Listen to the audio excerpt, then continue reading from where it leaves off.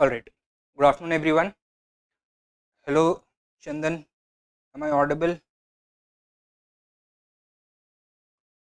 आवाज आ रही है आपको?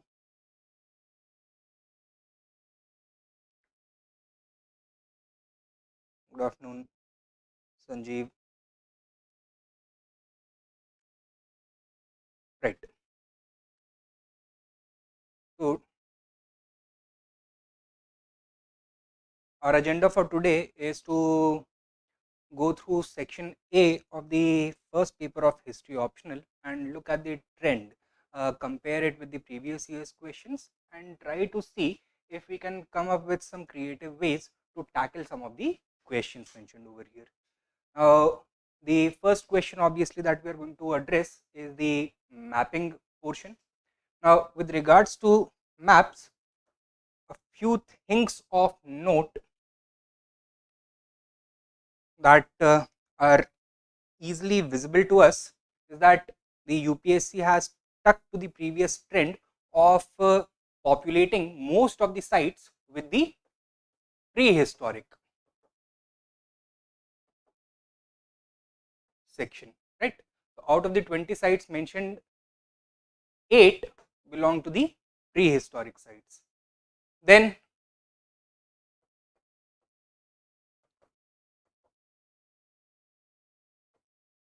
some political sites, right? For example, some capitals or battles or things of that nature.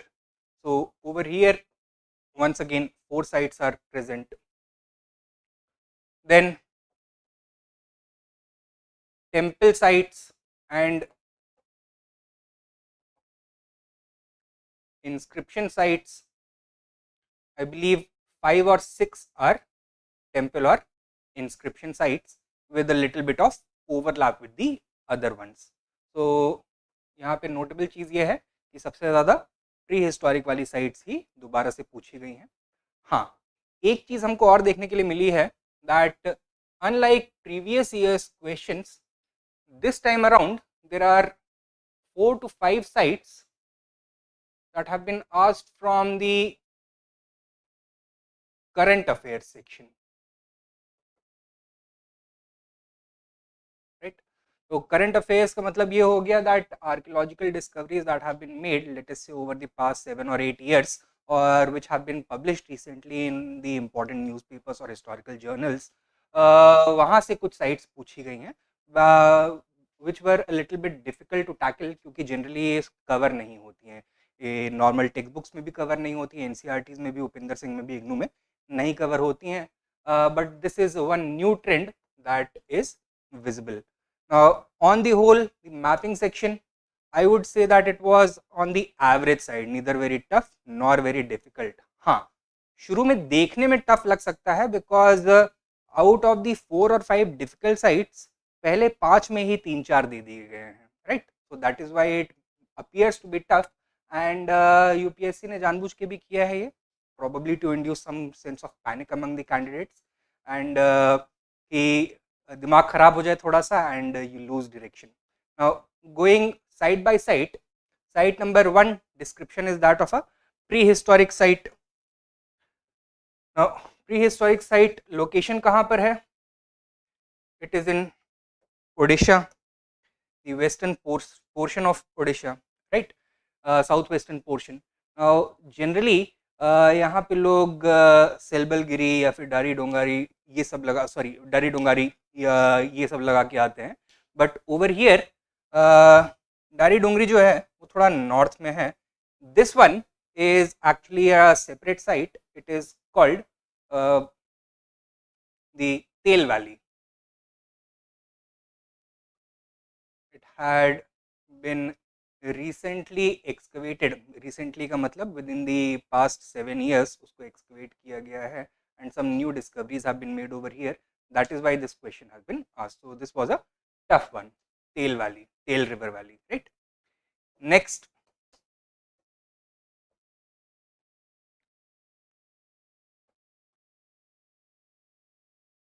we have an area of petroglyphs, right? Petroglyph site हमको पूछा गया है कहाँ से? From Maharashtra, right? तो this for example if this notch is Mumbai, यहाँ से पूछा गया है, right. Now generally once again petroglyph sites में हम यहाँ पे कोई देखते नहीं हैं, but a cluster of sites in this area has been discovered, तो उसमें से आप एक लिख देते तो it would have been correct. For example Neyveli, right. Once again this was on the tougher side, conventional sources में इसको ये नहीं मिलता है, and once again it is based on current affairs only. The third one, coming back, now this is a neolithic site, right?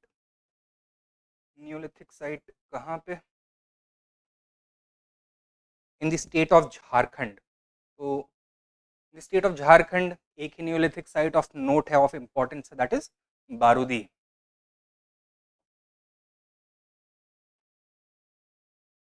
so this was an easy site, अगर maps अच्छे से cover किए हैं, you should not have faced any difficulty in addressing this one, बारूदी। then number 4 is a Harappan site, right? Let's see, right, over here in Haryana, तो यहाँ पे either Rakhigarhi or Banavali, since Rakhigarhi is the more prominent site, chances are that this one is Rakhigarhi।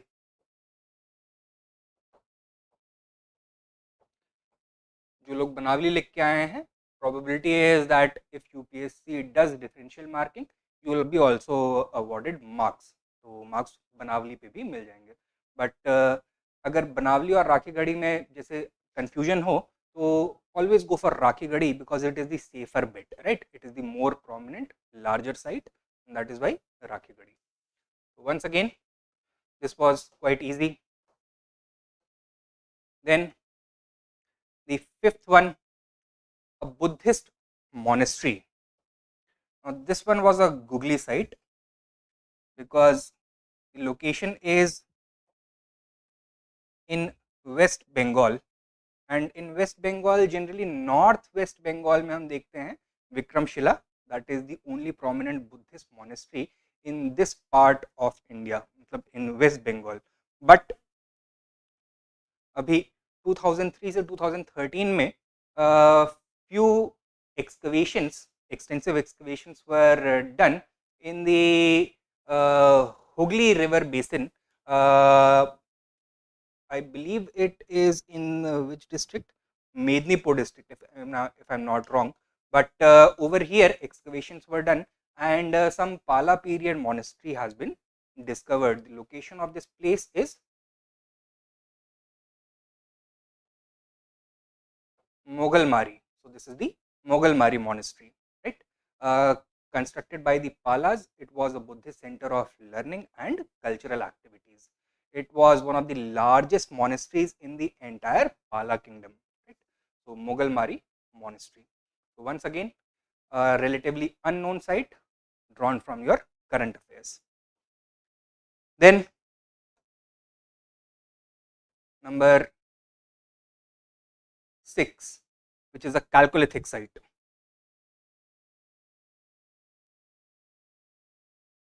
Chalcolithic site in Madhya Pradesh, over here, Malwa region. So it is either Navdatoli or Kayat, right? Uh, probability is that it is Navdatoli. Kayat is would be a further a little bit to the north and east, right, in the region of Ujjain. Chances are कि ये नावडा टोली होना चाहिए, but कयात पे भी आपको हो सकता है मार्क्स रिवॉर्ड हो जाएं, but there is no certainty. Navdatoli में तो पक्का होंगे। Then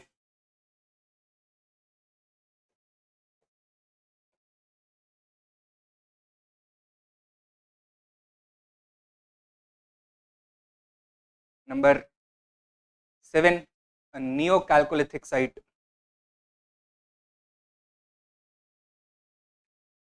Right. This is in northeastern Rajasthan, and this was the region of the Ganeshwar Jodhpura culture. Ganeshwar is located further towards the east, and thus this site would be Jodhpura, right. तो once again conventional site है, इसको address करने में इतनी दिक्कत नहीं होनी चाहिए.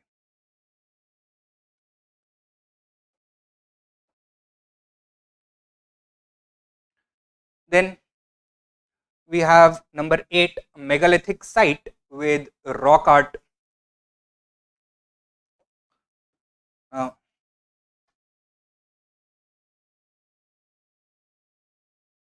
साइट तमिलनाडु में दिखाया गया है.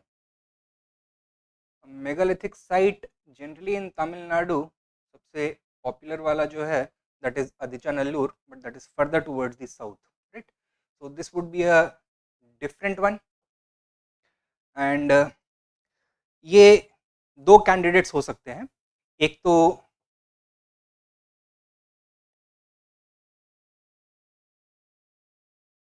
चंद्रमपुरम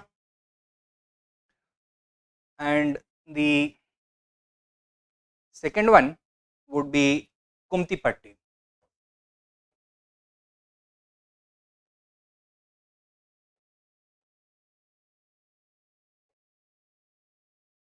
Right. So either it is Chandrampuram in the Tirupattur district or Kumtipatti in the Coimbatore district. Right. So it is either one of these, a relatively unknown site. Chances are कि ज़्यादातर लोग इसको blank छोड़ के आए होंगे या फिर गलत करके आए होंगे.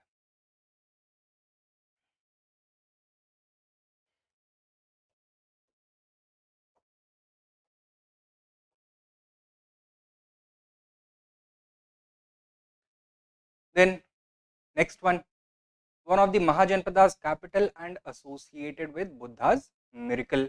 This was quite easy.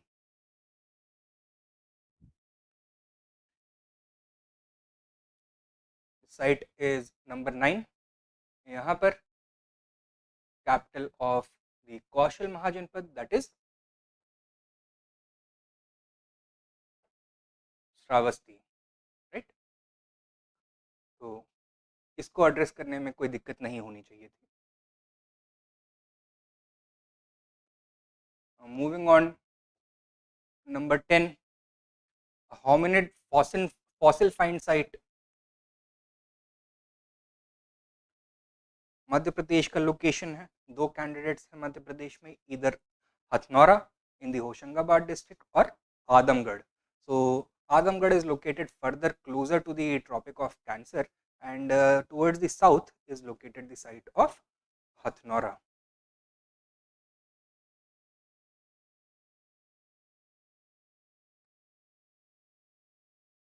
Famous for the discovery of the so-called Narmada man, right? Skull caps finding हुए थे Homo erectus के specimens के, right? So this is number 10, Hathnora. Then moving on to number 11, major rock edict of Ashok.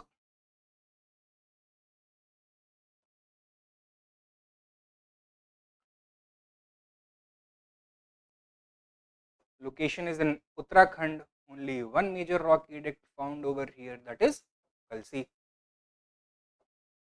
काफ़ी easy है ये. Total 8 ही जगहें हैं जहाँ पे मेजर रॉक edict मिले हुए हैं. One of them is Kalsi, the only site located in Uttarakhand region near Dehradun. Next we have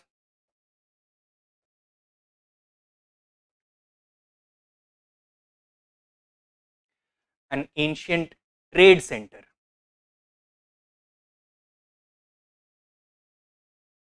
This ancient trade center's location is shown in the northern portion of Andhra Pradesh, which would make it Srikakulam.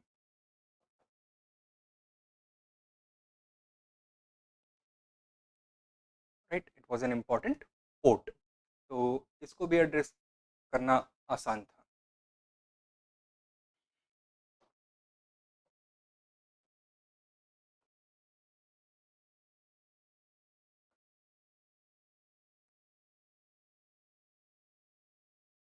Next, number 13, stone inscription recording land grants with tax exemptions.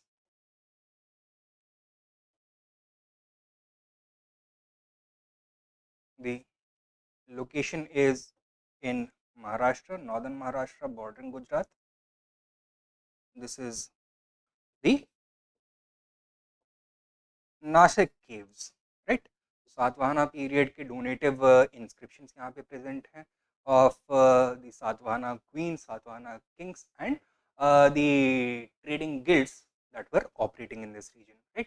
They are recording donations of land and grants of money made by these institutions and individuals towards the Buddhist Sangha and Brahmin priests. Right. तो ये तो काफ़ी आसान था. Number 13. Then number 14, Shiv temple, Shiv temples named after family relationships. The location of site number 14 is in the state of Chhattisgarh.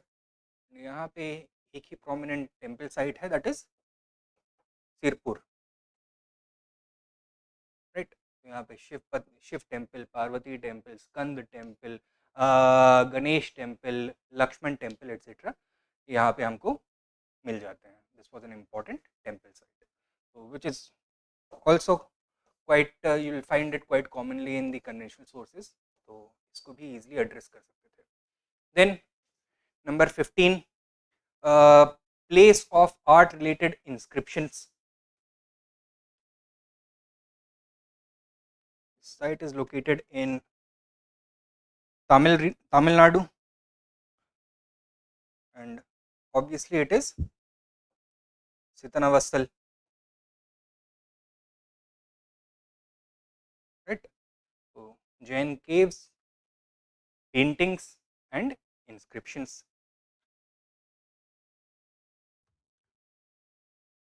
Then moving on to number 16, place of inscriptions of 3 languages.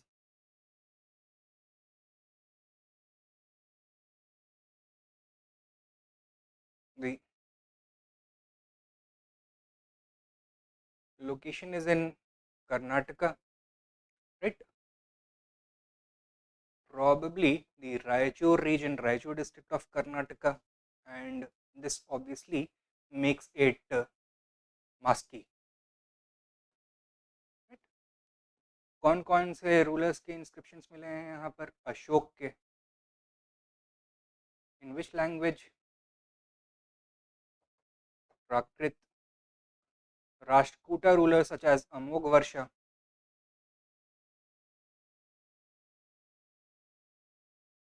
In which language? Kannada. And Vijayanagar rulers such as Krishna Dev Raya in Telugu language, right? Kannada and Telugu तो आपको इसकी location से ही अंदाज़ा लग जाना चाहिए था. And Maski is one of the important locations for Ashokan minor rock inscriptions, right? तो Prakrit, that is quite apparent from the location. Then coming to number 17, a temple site where 3 styles of temple architecture are found. तो ये तो आप बिना map देखे हुए भी answer कर सकते थे, राइट? लोकेशन हमको पता है कि कर्नाटका में ही होगा. Time period Chalukyas. कौन सा forms of art? Nagara, Dravidian and Vesara art. तीनों एक साथ कहाँ पे मिलते हैं? At Pattadakal,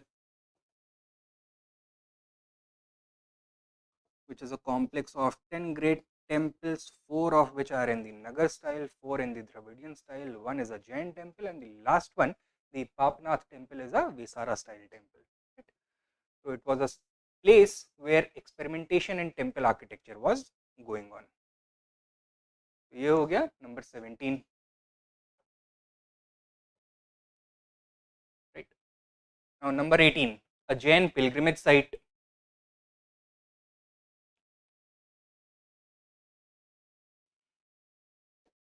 Location is in Gujarat, near the Gulf of Khambat, right? And this obviously is Vallabhi, which emerged as a prominent center of Jain learning, and it was also the location of the second Jain council organized by the Maitrika rulers in the 5th century CE. Over here, we also find a number of Jain shrines and monasteries. Next, Shiva temple of the Gupta period, number 19. Location is in Assam, in the Brahmaputra valley. The only candidate is Daparbatia.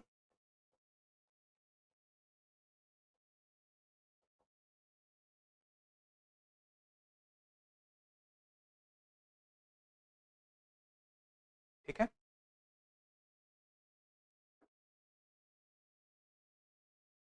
तो इसको भी address करने में इतनी दिक्कत नहीं होनी चाहिए थी. And last one, a megalithic monumental site.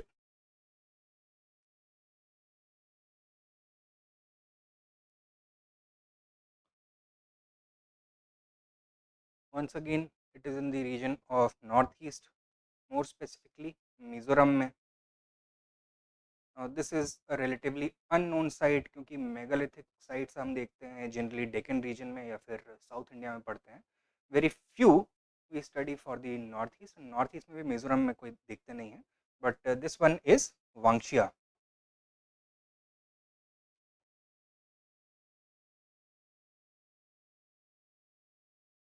Right,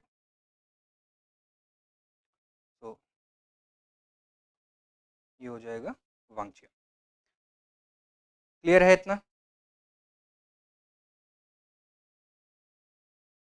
good afternoon. Good afternoon.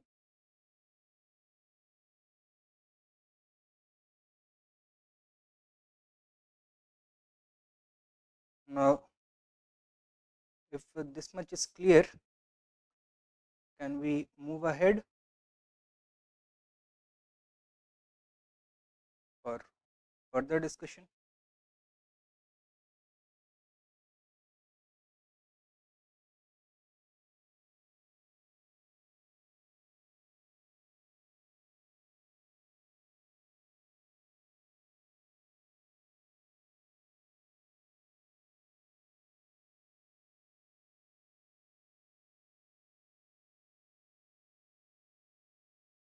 अगर किसी साइट में कोई डाउट हो तो please let me know.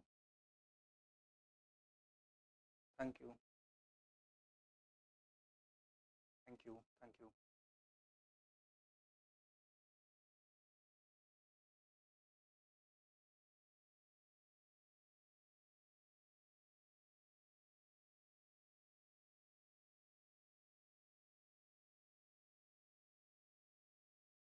Right, so in sites में अगर कोई दिक्कत नहीं है तो it would be a good idea to move ahead and look at the other questions of section A.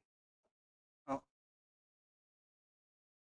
section A, that is ancient Indian history वाले में portion में this time around there was a notable change.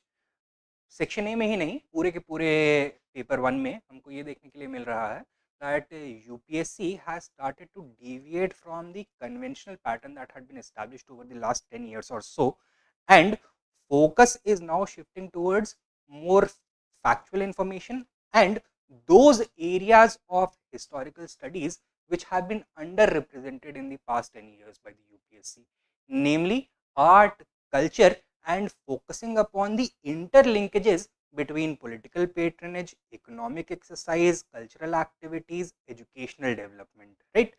Further, एक बहुत major shift हमको देखने के लिए मिला है towards the Indian knowledge system, right? तो फॉर एग्जांपल 3 ग्रेट मैथमेटिशियंस और एस्ट्रोनॉमर्स के बारे में पूछ लिया गया और 3 great philosophers, the triumvirate of Vedanta philosophy, उसके बारे में क्वेश्चंस आ गए अब की बार, जो कि इसके पहले नहीं आ रहे थे।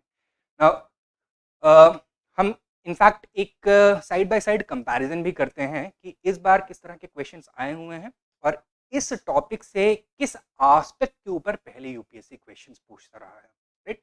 Question 2A, Harappan art contributes to our understanding of their aesthetic sensibilities in addition to spiritual and ritualistic life, right? Now,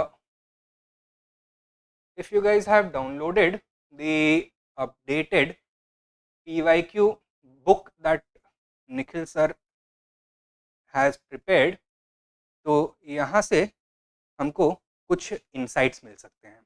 तो ये हरप्पा वाला question for example Harappan civilisation से पूछा गया है, राइट? जनरली क्वेश्चंस कहाँ से पूछे जा रहे हैं? Origin of the Harappa in the past 35 or so years, 2 questions have been asked and पिछले 5 साल में 2 बार क्वेश्चंस पूछे जा चुके हैं, राइट? देन फीचर्स और कैरेक्टरिस्टिक्स ऑफ हरप्पा, जिसमें settlement features 2 questions, settlement ecology 2 questions, economy, agriculture and craft 4 questions, society and religion also 4 questions, and major focus रहा है on the causes of decline of the Harappan civilization, the different theories that have been given, and decline and features together along with decline and survival. तो वो continuity वाला जो element है ये major focus रहा है। रिलीजन के ऊपर लास्ट क्वेश्चन आया था 2012 में, राइट? लेट अस सी कि सोसाइटी एंड रिलीजन से किस तरह के क्वेश्चंस आए हैं। एक तो बहुत कन्वेंशनल टाइप क्वेश्चन आया था, write a brief essay on the burial customs in the Indus civilisation 1993. Then again a conventional question, the religion of the Indus civilization, right, in 96. Then evaluate the significance of seals and sealings in the reconstruction of socio-economic and religious life of the Harappan people. But अब की बार का question, Harappan art contributes to our understanding of their aesthetic sensibilities in addition to our to spiritual and ritualistic life. ये topic तो वही है society and religion, लेकिन question को अलग तरह से फ्रेम किया है। इसमें करना क्या क्या है? First of all you need to show how Harappan art was not created in vacuum, rather the artistic sensibilities of the Harappans were informed by their ritualistic and spiritual life, right? Secondly, यहाँ पे एक proxy question पूछा जा रहा है आपसे, जिसको आपको एड्रेस करना बहुत जरूरी हो जाता है। ट्रेडिशनल पॉइंट ऑफ व्यू क्या था हिस्टोरियंस का अबाउट हरप्पन आर्ट और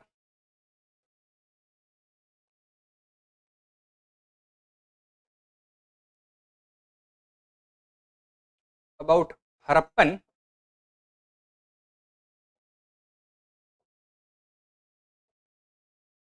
artistic sensibilities,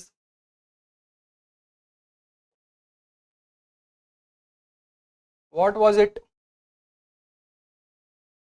कॉलोनियल हिस्टोरियंस ने हरप्पन सिटीस्केप को जब स्टडी किया, they found that it was very well planned, एकदम जियोमेट्रिक प्रिसिशन के साथ प्लानिंग किया गया था, orientation in the cardinal directions that was perfect, the attention to detail given while placing the different elements of the city in different locations, that was immaculate.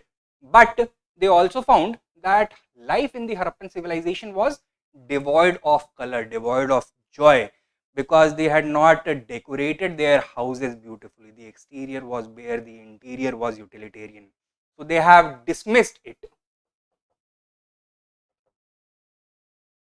क्या बोला इन्होंने कि Harappans although they had a very high quality of life, but their life lacked flavor, lacked color, so they lacked artistic flair,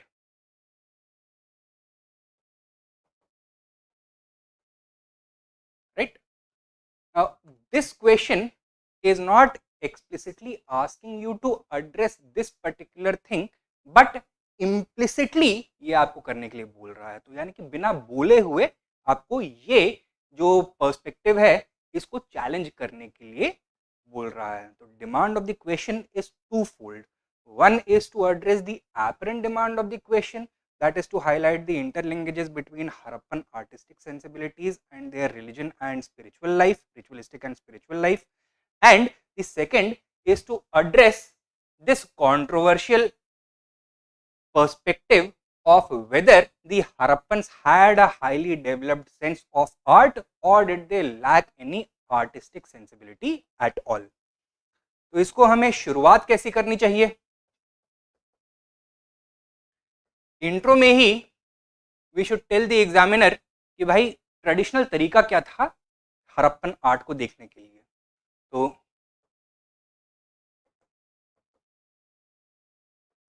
traditionalist view propagated by colonial scholars such as Mortimer, Wheeler, John, Marshall, etc. You need to expand upon that, but then raise a question mark on it. That, however, recent analysis and research and analysis paints an entirely different picture as new elements of Harappan art have been illuminated by this research.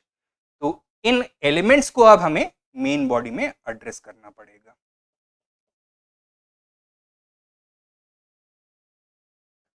We can talk about Harappan seals and iconography.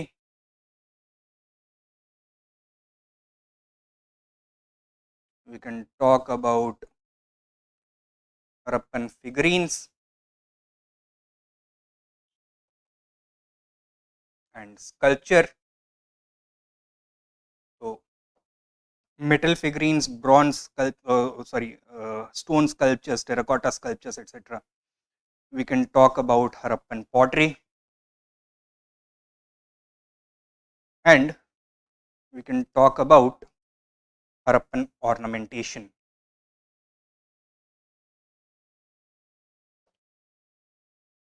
Right? And इन सबको link किससे करना है? With the Harappan ritualistic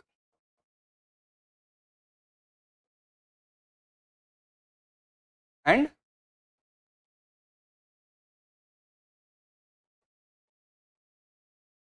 spiritual life. For example, by highlighting the images that are depicted on Harappan seals, that is the proto Shiva or Pashupati, or animals such as the bull, snakes and unicorns, or plants such as the peepal tree,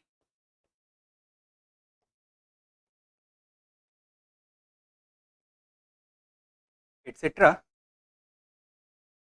What do all these symbolize? Where have all these images been drawn from? They have been drawn from Harappan mythology and their spiritual beliefs, the rituals that they performed. For example, snakes क्योंकि अपनी skin shed करते हैं, universally they represent a symbol of renewal and rebirth. They represent a symbol of fertility as well. तो snakes को आप ये बोल सकते हो कि rebirth का concept ये depict करते हैं. Bull, once again a symbol of strength and fertility, a symbol of prosperity. This is also related to their belief in animism. Unicorns, so this is a mythological animal, that one that does not exist in the natural environment. That means ये इनकी mythology का part रहा होगा, right? Proto Shiva and peepal tree, once again it represents their spiritual beliefs, right? तो वहां से निकल के आया है. Figurines and sculptures, for example dancing Nataraj or the stone bust of a bearded man, once again they have been called the priest king, for example, or dancing Nataraj. So it tells you that dance, music, these were important art forms. They also inform us about the well-rounded artistic sensibilities of the Harappans, and the depiction of a priest king in almost meditative form, that it tells you that meditation, yogic practices, these may have been part of the religious life of the Harappan people as well. Pottery में symbols once again आपको fertility cult का representation मिल जाएगा, mother goddesses के representation मिल जाएंगे, geometric patterns मिल जाएंगे, abstract drawings मिल जाएंगी, और depictions of animals, birds, trees etcetera that you are going to find. Ornamentation, jewelry made out of different kinds of material ranging from metal to stone to even terracotta. जिन दो तरह की jewellery होती थी, one for daily use, second for special occasions. What kinds of special occasions? Maybe some kind of feast et cetera. किस occasion पे feast? On some religious festivals, right? So this is what you will have to show in the main body of the answer.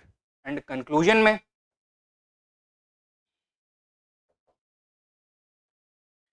हमको क्या underscore करना होगा? That not only did the Harappans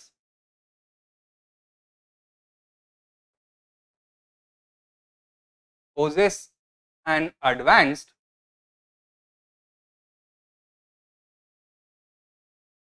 sense of artistry,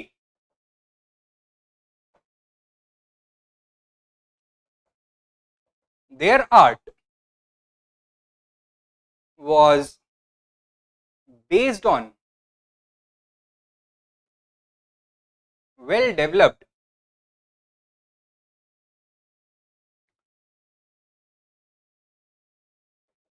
religious and spiritual ideas. And this in fact raises the quality of Harappan art as compared to only cosmetic art. क्योंकि cosmetic art which is beautiful just for the sake of looking beautiful, उसमें वो spirituality वाला element missing होता है, right? And यहाँ पर क्या देखने के लिए मिलता है? Harmonious blend of cosmetic and spiritual beauty, which in many ways continues to inform the Indian artistic sensibilities to the present day. तो हरप्पन आर्ट ने एक कुछ ऐसे यूनिवर्सल कन्वेंशंस एस्टैब्लिश कर दिए that even though the Harappan civilization itself disappeared, but because of cultural diffusion, migration of people, intermingling with other groups, those traditions remained alive and are still visible to us even today. So that is what you should be highlighting. ठीक है? तो question दिखने में तो बड़ा इनॉक्यूअस सा है कि बहुत स्ट्रेट फॉरवर्ड तरीके से आंसर कर सकते हैं, बट इसमें हिडन डिमांड है, उसको आइडेंटिफाई करना जरूरी हो जाता है. नाउ क्लियर है इतना?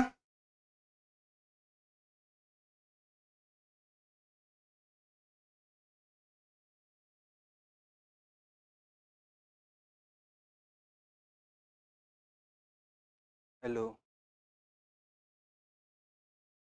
How to prepare map?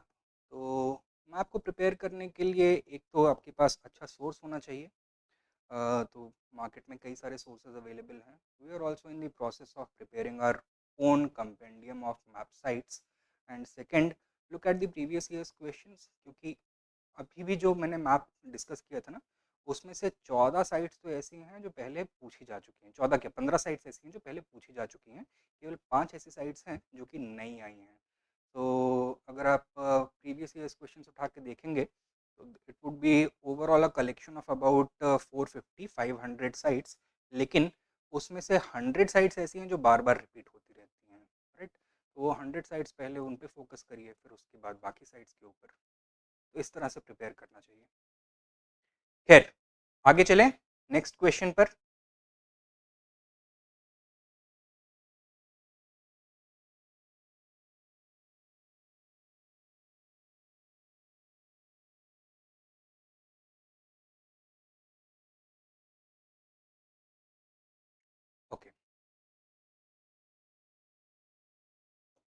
Next question reads, discuss different types of megalithic burial practices in India. How far does the archaeological evidence from it help us to know the religious beliefs and cultural practices? Now, once again, let us compare this year's question to the previous questions asked from megalithic portion, right? तो आज तक केवल 4 questions पूछे हैं UPSC ने megalithic as से, और 2012 से ही पूछना शुरू किया है, उसके पहले नहीं पूछते थे. 2012, discuss the extent settlement patterns and subsistence economy of the megalithic cultures. तो यहाँ पे बेरियल कस्टम्स के बारे में नहीं पूछा गया है, it is about the economic life. Second, in what ways can the megalithic culture be considered a foundational phase of the history of peninsular India? यहाँ पे सिंपल स्ट्रेट फॉरवर्ड सवाल है कि मेगालिथिक एज क्या एक ट्रांजिशनल स्टेज डिपिक्ट करता है from pre historic to historical age, क्योंकि मेगालिथिक के बाद ही संगम एज का स्टार्ट हो गया. तो what were the things that were achieved during the megalithic age which prepared the ground or prepared the foundation for the emergence of the Sangam age.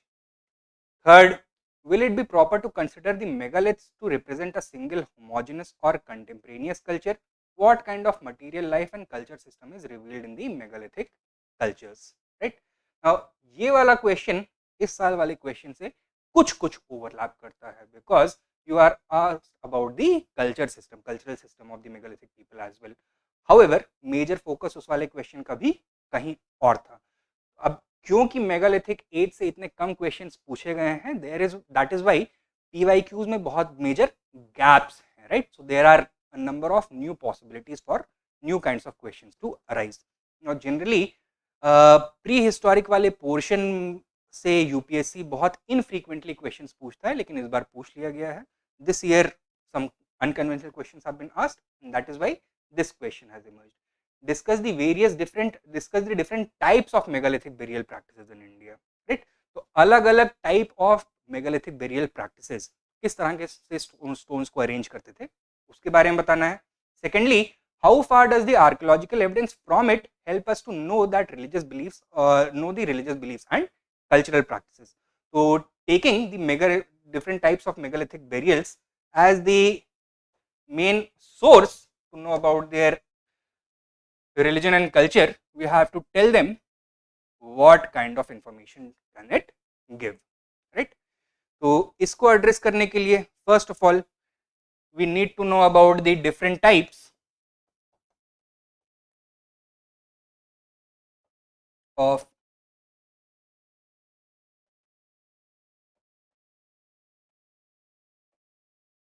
megalithic burials. कौन कौन से? First of all, dolmens, then we have cairns, then we have cists, then we have urn burials, and then we have memorial stones known as menhirs,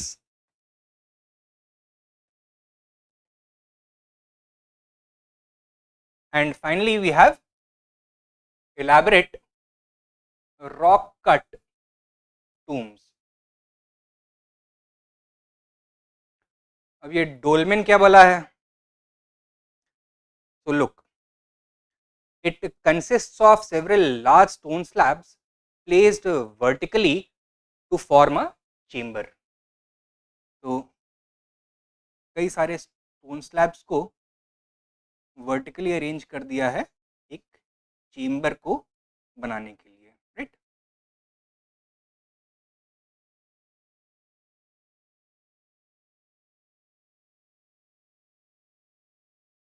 इस तरह से एक chamber को prepare किया जाएगा. The dead body is going to be laid. It can either be covered or left open, right? Covered in dirt or covered with another stone slab. This is known as a dolmen. अच्छा, यहाँ पे ना it would always be useful if you can draw a simple diagram, right? Then cairns क्या होते हैं?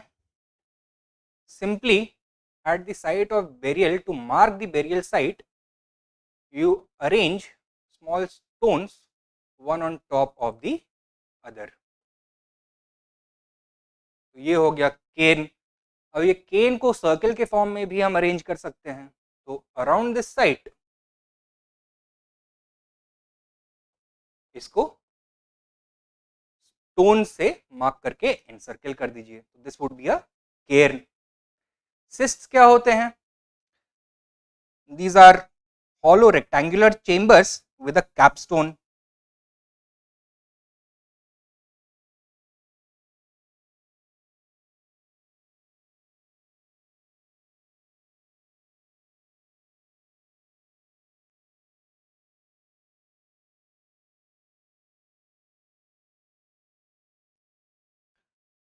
तो इसमें आपको हार्ड रॉक में you hollow it out. This is going to act as the grave.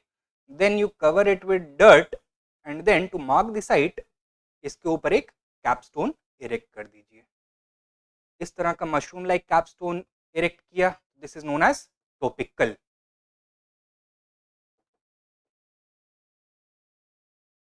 Right, टोपी पहना दिया तो टोपिकल. Then urn burials.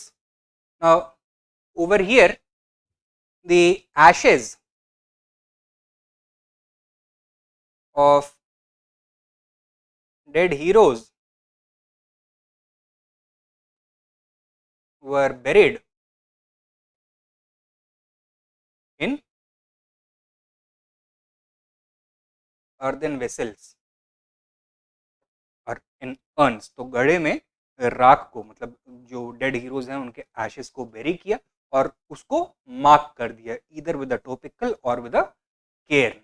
ठीक है. तो इन सॉफ्ट ग्राउंड आपने एक चेम्बर बनाया. You place the urn containing the ashes inside it. Right, उसको कवर कर दिया डर्ट से and then you mark it with a cairn or a cairn circle or a capstone etc. तो ये हो गया urn burials. menhirs क्या होते हैं? These are not actually burial sites, these are simply memorial sites.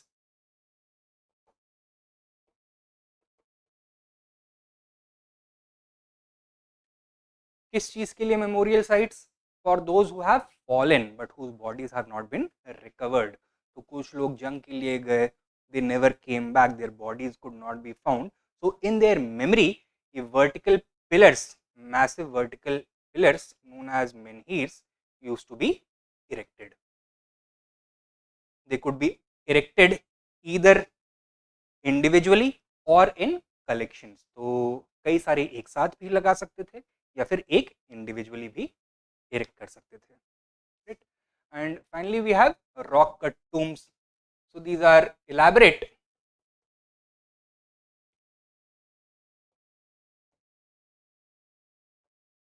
carved tombs which are hollowed out into cliff sides or in large rocks. ठीक है. तो कोई लार्ज रॉक है या फिर क्लिफ साइड है और कंटेनिंग हार्ड स्टोन, तो उनसे ये मोनोलिथिक रॉक कट टूम्स बनाई जाती थी. जनरली ये किसी बहुत पावरफुल या रिच पर्सन को बेरी करने के लिए यूज होते थे. So these are the different types of megalithic burials found in different parts of India. Now while ये जो टोपिकल और केयन्स हैं और डॉलमेंस हैं और सिस्ट्स हैं, ये हमको अक्रॉस इंडिया देखने के लिए मिल जाते हैं. तो AI I am writing all India.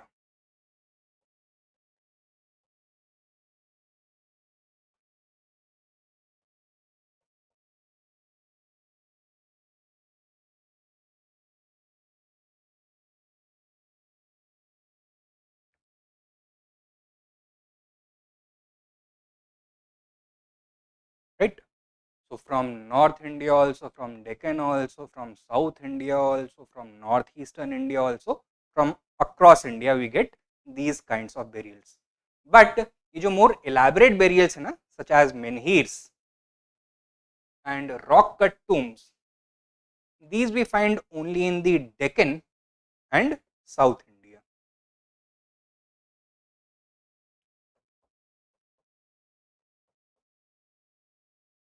So when I say Deccan and South India, we are talking about Karnataka, Telangana, Andhra Pradesh, Tamil Nadu and Kerala. ठीक है, तो यहाँ के मेगालिथिक कल्चर्स ज़्यादा मटीरियली एडवांस थे एंड दस these more complicated and difficult to make sites were constructed by the Deccan and South Indian megalithic people, not the other megalithic cultures. Clear है? Now, तो ये तो एक डिमांड हमने fulfil कर दिया क्वेश्चन का. About the second demand, what does it tell us about their cultural life?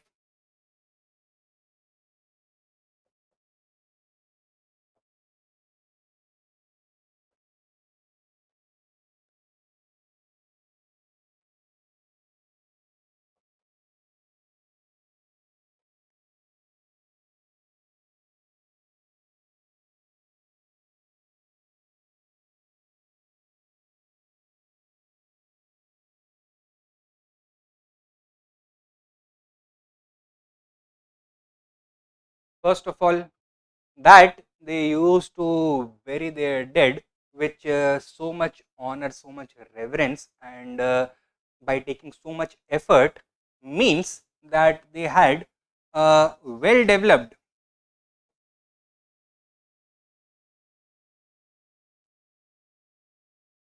custom of hero worship. Okay? Their warriors were treated as heroes. Secondly, these sites, after being erected, they were not abandoned. They were frequently revisited, and over here, several offerings, sacrifices, etc., were made. We know this from discarded bones of both wild as well as domesticated animals being found in these sites. Right? So, this reflects a well developed custom of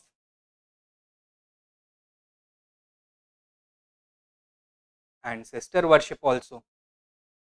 The megalithic people probably believed that the spirits of their ancestors are watching over them, and it is important to keep them appeased, important to keep them happy. So this was part of their belief system. Thirdly, it also tells us about their ritualistic life, that they practiced ritual sacrifices, right? And ritual sacrifices केवल अपने ancestors को appease करने के लिए करते रहे होंगे? नहीं, probably to appease other natural spirits also. So it can also give insights into their animistic beliefs. It can give insights into their ancestor worship, and generally जो ritual sacrifices होते हैं, they are indicative of some materialism within religion. Generally it is associated with the beginning of agriculture. So fertility gods या goddesses को appease करने के लिए भी ये रिचुअल्स करते रहे होंगे. Right? These influences we can get from their burial monuments.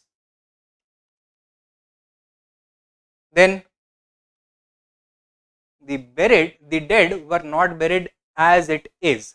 They were buried with a lot of stuff, a lot of things. For example, food grains or clothes or ornaments or weapons, different kinds of implements, etc.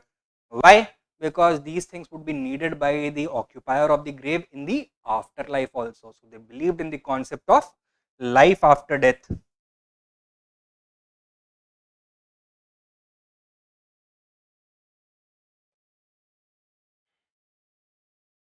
Further,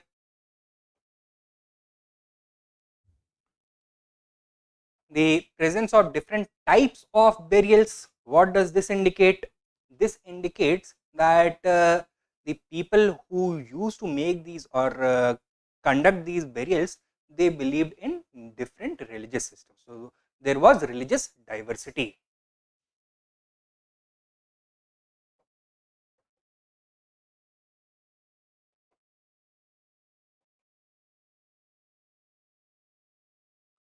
but साथ में हमें और क्या देखने के लिए मिलता है, that in different parts of the subcontinent, megalithic communities that were situated quite far from each other, over there similar types of burial practices were being done. So same kinds of monuments were being erected. This indicates some level of cultural exchange and continuity as well. So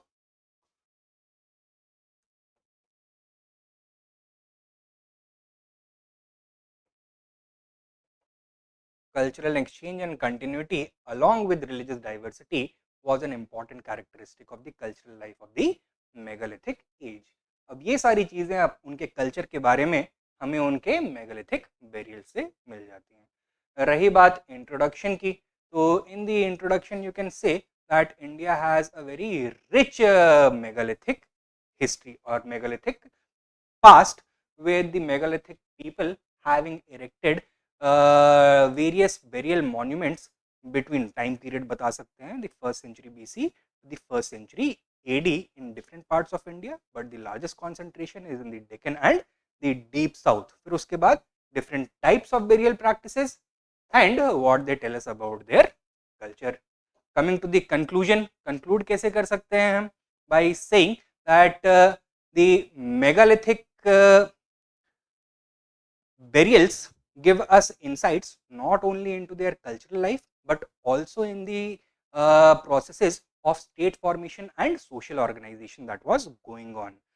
It is also useful to inform us about their economic practices, and probably it can give us insights into the transition of the South Indian society from the prehistoric to the historic age, right? So वही जो point मैंने पिछले question के बारे में बताया था, या एक क्वेश्चन था कि ट्रांजिशनल एज था, उसके ऊपर आप हम आके इसको एंड कर सकते हैं. ठीक है, right.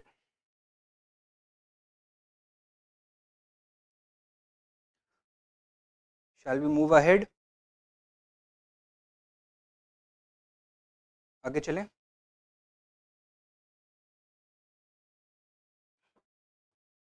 Okay, now moving on to the next question. To see, Western Kshatrapas are known for their socio-economic contribution, particularly in trade, agriculture and urbanization. Examine the statement.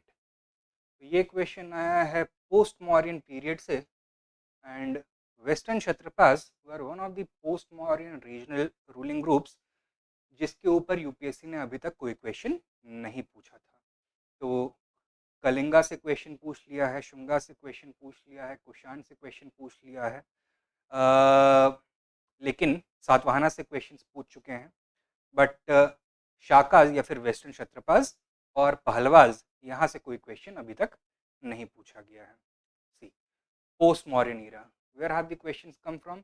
Historiography of the post Mauryan era, debate वाले questions. फिर उसके बाद regional पॉलिटीज में Shunga, Kharavela, western क्षत्रपास से इस बार आया है, और कुषाण से क्वेश्चन आ चुका है, राइट. रिलीजन एंड कल्चर में religious development, development of art, Shunga Satavahana arts, cultural styles, language and literature, and then Sangam period, right.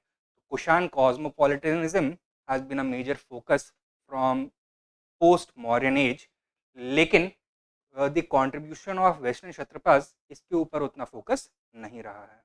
First of all, who were the Western Kshatrapas, what was their background, when did they arrive in India, where did they come from, what does the word Kshatrapa mean, ये सब हमको introduction में ही address कर देना चाहिए.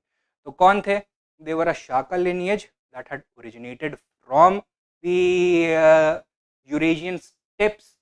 By the 1st century AD, they had established their control over vast regions of Western India, with their power base being located in Maharashtra and Gujarat, right. तो ये तो बता दिया हमने who they were, When did they establish their rule?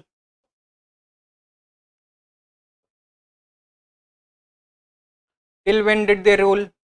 They ruled till the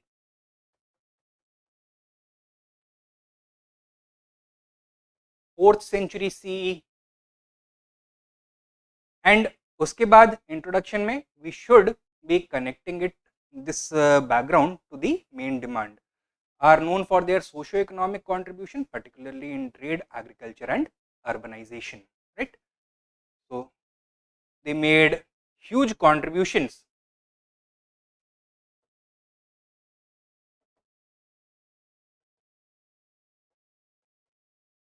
to economic development and social transformation.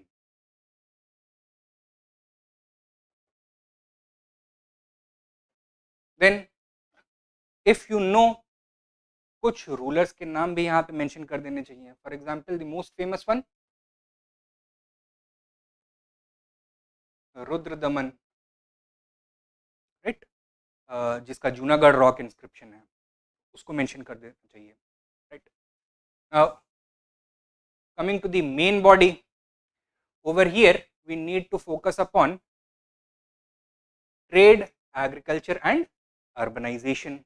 So first of all, contributions in the region of agriculture. कैसे promote किया western क्षत्रपास ने agriculture को? Through land grants,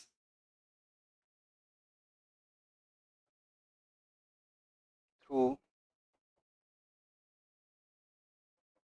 expansion of irrigation,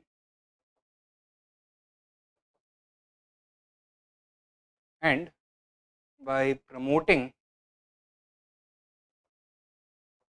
the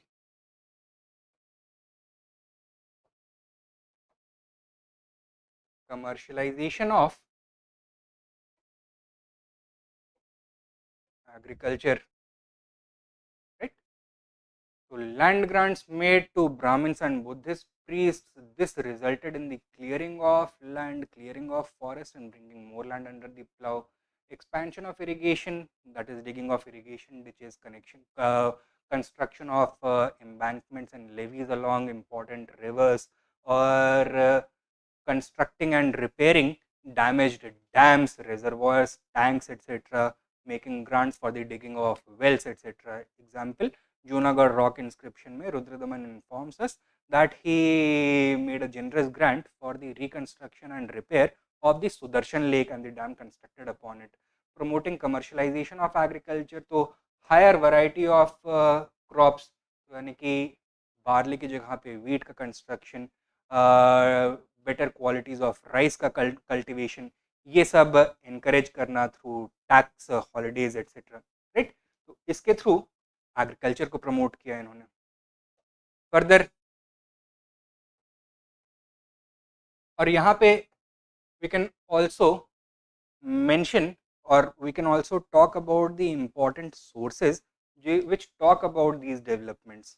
For example, Junagadh rock inscription, different land grants को record करने वाले inscriptions, both Indian as well as Roman works which talk about the commercialization of agriculture. For example, Pliny the Elder के जो records हैं, Historia Naturalis, he talks about the presence of vast plantations on the western coast.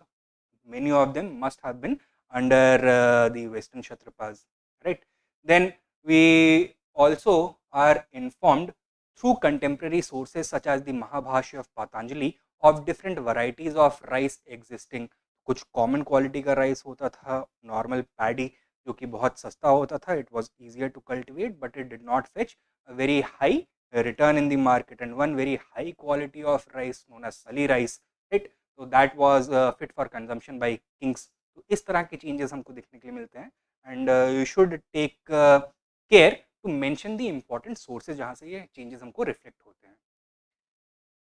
Then trade में what did they do? They controlled the western coast and encouraged foreign trade with the Greeks and Romans, with the Arabs and Persians, and also with Southeast Asia and China. For example, Bharuch, Bhagtrav, ये वाले Sopara, these kinds of ports, they were under the control of the uh, Western Kshatrapas. Then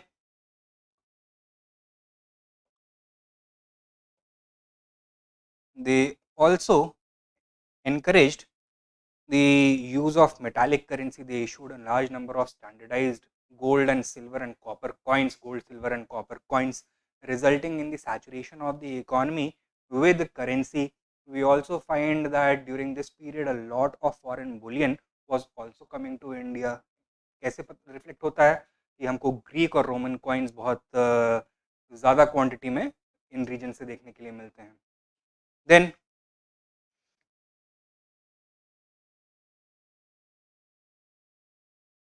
by making land grants to religious institutions such as the Buddhist Sangha and Brahmins, the Satvahanas were facilitating mobility within the economy. They were inducing क्या बोल सकते हैं कि money का flow होते रहे, because ये जितने भी इंस्टीट्यूशंस थे इनको जो पैसा या फिर ग्रांट्स मिलता था जिससे रिटर्न्स मिलते थे वो इसको होल्ड नहीं करते थे. They used to turn it back into the economy, they used to lend it on interest, invest it in trade, crafts activities, etcetera. Right. So through land grants they facilitated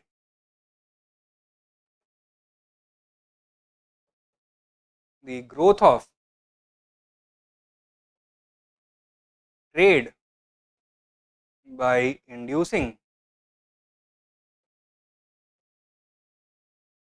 money lending activities.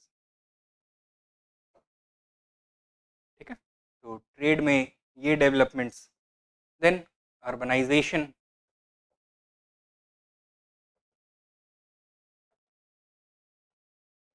Now agriculture increase हो रहा है,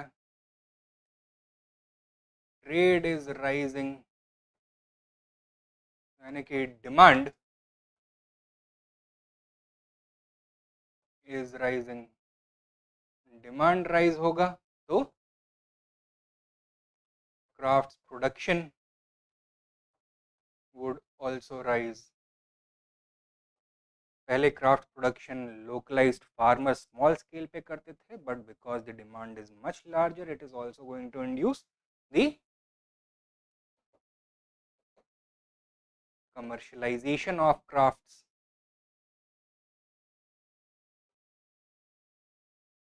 And commercialization of crafts कहाँ पे possible होगा? In the villages or in specific centers which are designed, which are made to facilitate crafts production. So in specific centers. So this is going to result in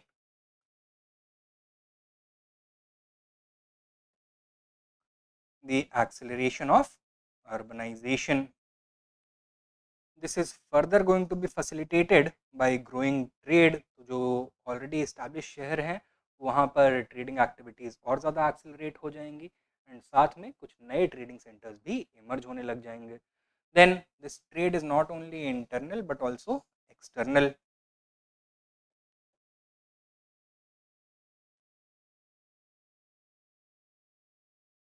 This is going to further facilitate urbanization in the coastal regions.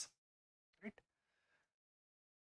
And thus we will see the emergence of large metropoles, for at least for their times, such as Bharuch,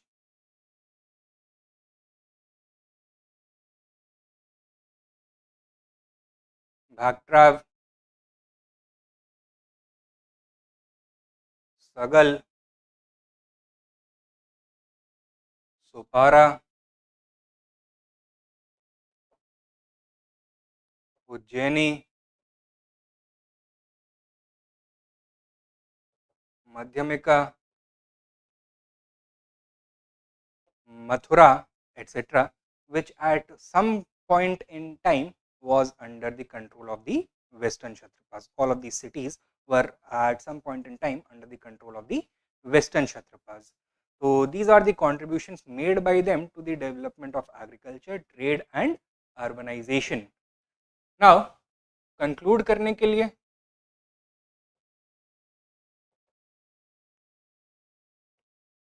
we need to underscore that their contribution was a significant one. And कैसे underscore कर सकते हैं इसको? By saying that second urbanization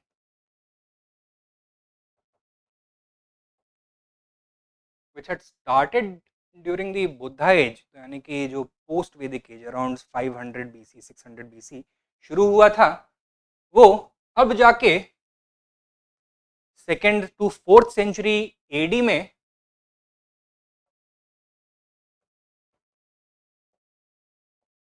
और second to fourth century C में अपने peak पर पहुंचा, राइट। एंड ये हम कन्विंसिंगली कैसे बोल सकते हैं? Because of the copious archaeological as well as the literary data to prove it. तो ऐसा नहीं है कि ये डिस्प्यूटेबल आर्ग्यूमेंट है, it is in fact a statement of fact, right.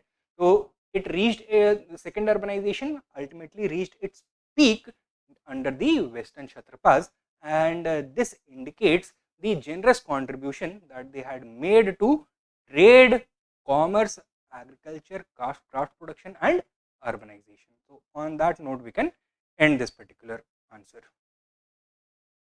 ठीक है, all right. So if there is any other doubt please let me know, otherwise आगे चलते हैं।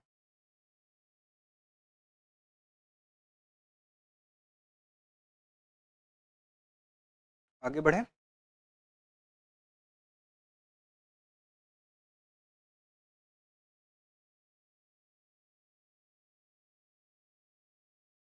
Guys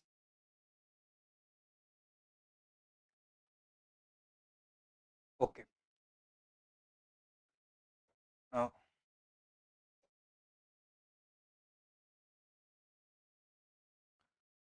coming to the next question 3A 20 marker question है, symbiotic relationships between Buddhist establishments, traders, artisan guilds and royal support led to a close proximity of religion, economy and polity in the Mauryan and post-Mauryan periods. Examine the statement. So once again एक बार देख लेते हैं, compare कर लेते हैं with previous questions.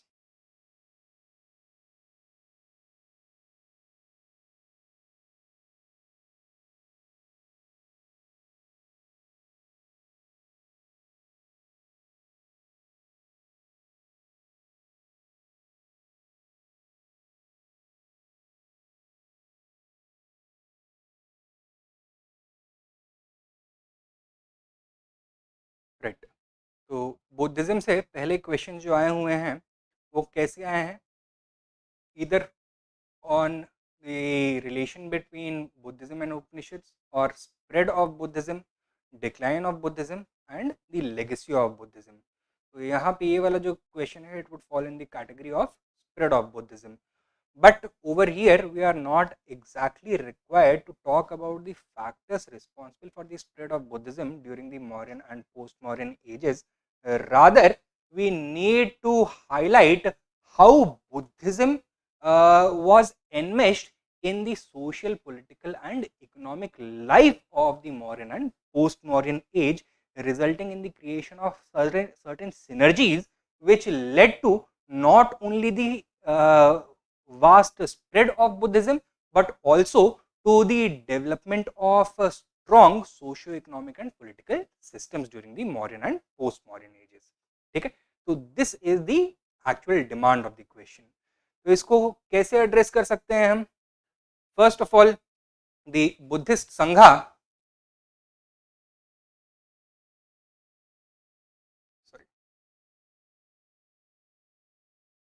जो संघा है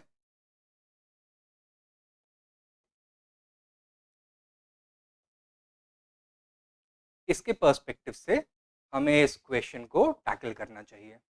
what was it? Theoretically, it was simply a the Buddhist monastic order.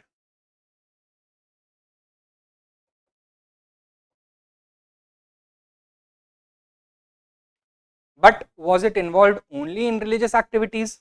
No, it was a major player in social life.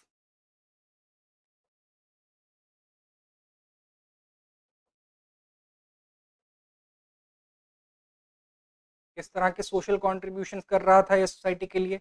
First of all, it had provided an alternative to the hierarchical and rigid Brahmanical social order and thus was inducing social mobility.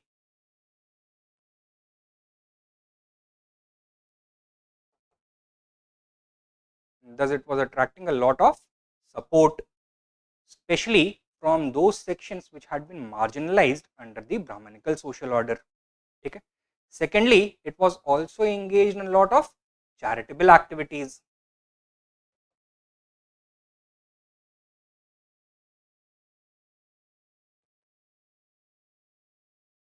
And thirdly, it had a solid presence among the masses due to its missionary activities.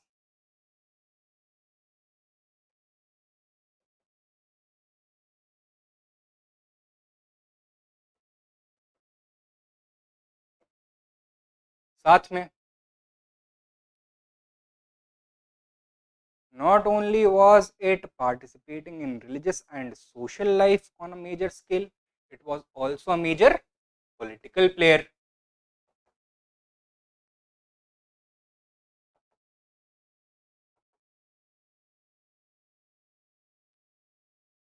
Mauryan kings from Ashok onwards and all the post-Mauryan rulers were extremely eager to win the support of the Sangha.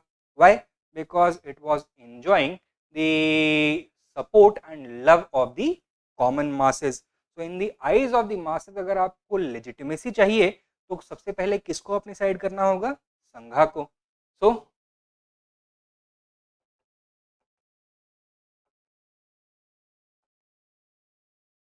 Legitimisation का role perform कर रहा था.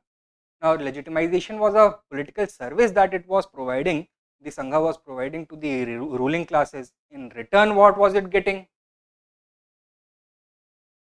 Generous royal grants it was getting, right? And the rulers were making great efforts to spread Buddhism so that through their service to the Sangha, they might ingratiate themselves to the common masses, right? तो संघा के social और political contribution तो थे ही, साथ में it was also performing crucial economic functions. First of all, it had emerged as an engine of economic growth by lending the large amounts of cash and revenues that it was generating on interest to traders, to trade guilds, etc. Secondly, the Sangha was also constructing a large number of viharas and chaityas along important trade routes, and these Buddhist viharas and chaityas, they emerged as meeting places for traders to conduct and finalize their trade. So they also facilitated trade. Thirdly, the traders also like to maintain close relations with the Sangha, made them huge grants of land and money because the Sangha could act as a lever for the traders to influence the ruling classes, to extract favorable trade, you can say, agreements from different rulers. The traders used to take the route of the Sangha. So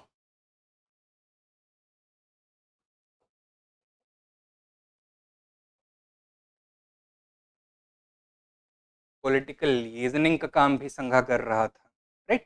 and it is this energy that we need to highlight, right. कि एक symbiotic relationship emerge हो गया between the common classes, the Sangha, the ruling classes and the trading groups, which resulted in the expansion or improvement of all their interests as well as the rapid spread of Buddhism through royal patronage and common support for the activities of the Sangha. ठीक है, अच्छा, तो this is what we need to do over here. हो जाएगा, right. आगे चलें.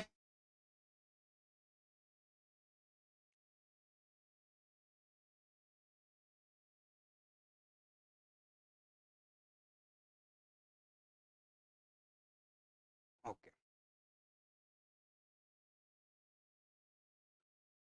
Now moving on to the next question, 3b. Discuss the role of Buddhism in shaping the socio-religious landscape of the Mauryan Empire. Now, let us compare this particular question to previous questions from this theme.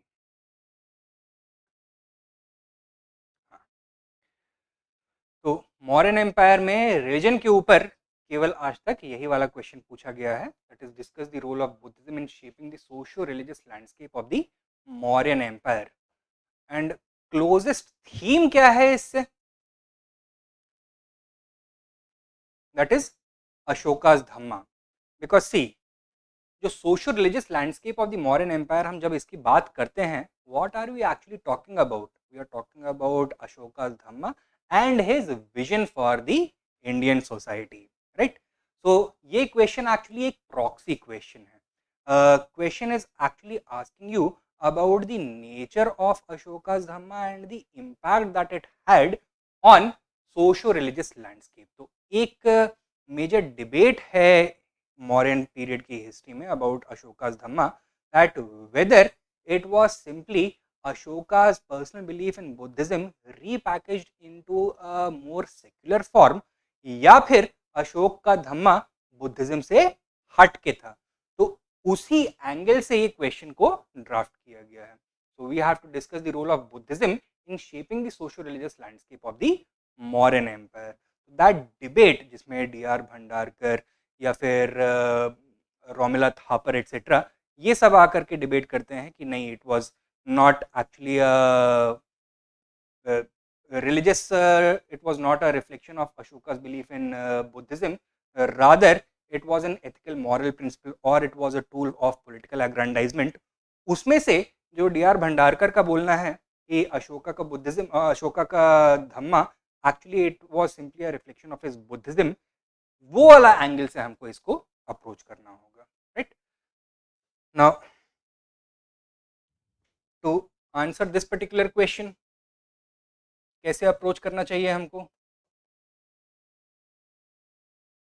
In the introduction we need to discuss the role of Buddhism in shaping the socio religious landscape of the Mauryan empire. तो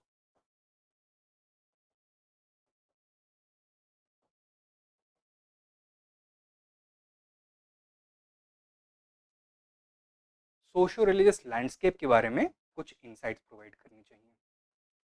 क्या बोलेंगे? It was characterised by diversity, it was characterised by conflict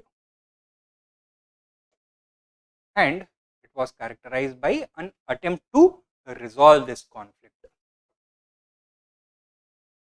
Dhamma and the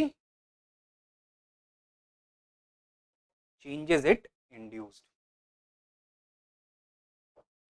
तो ये तीन चीज़ों को हमको यहाँ पर इंट्रोडक्शन में हाईलाइट करना चाहिए, that there was diversity of religion, diversity of caste diversity, diversity of varna, diversity of language, diversity of ethnicity, and it was also a period of immense conflict. The Mauryan Empire had been constructed through a massive project involving continuous bloodshed for more than 60 years.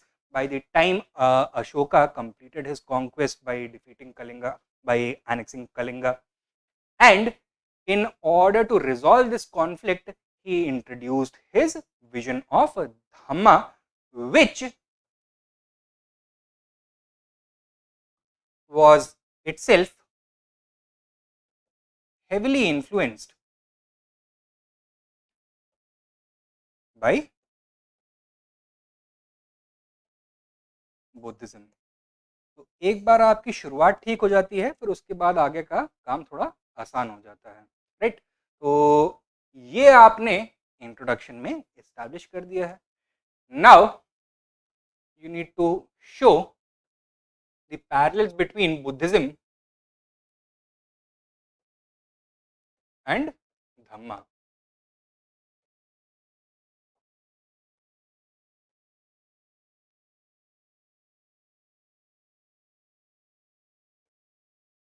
First of all, Buddhism और धम्मा में अहिंसा का concept, tolerance का concept, mutual respect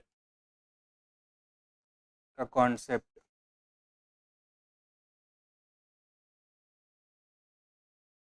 universalism का concept, equality का concept,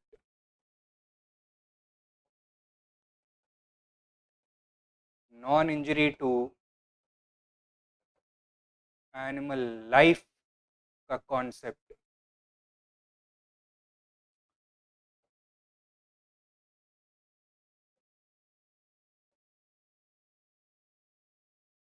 Shramanic missions को establish करने का concept, for example sending Buddhist ministries और Dhamma dutas to different countries in order to spread Dhamma और टू स्प्रेड बुद्धिज्म, ये वाला कॉन्सेप्ट.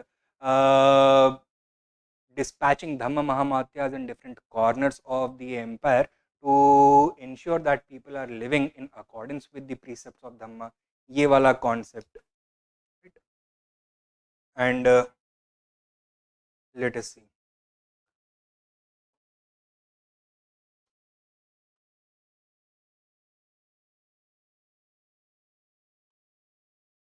डिस्कोर्स का कॉन्सेप्ट और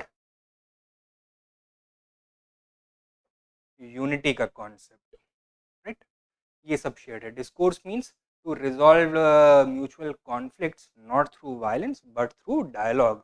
एंड यूनिटी का कॉन्सेप्ट मतलब that regardless of whatever the background of the individual is, he will not only be considered to be equal but also adhere to the universalist principle, यानी कि they are going to be considered indistinct. तो एक से दूसरे के बीच में कोई भेदभाव नहीं होगा. तो इसको यूनिटी या फिर नॉन डिस्क्रिमिनेशन का कॉन्सेप्ट हम बोल सकते हैं, राइट.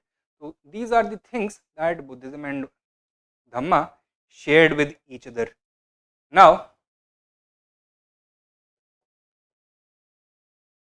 impact क्या हुआ इसका? In the short term, it was highly successful. It pacified the empire. It reduced the scope and intensity of conflict.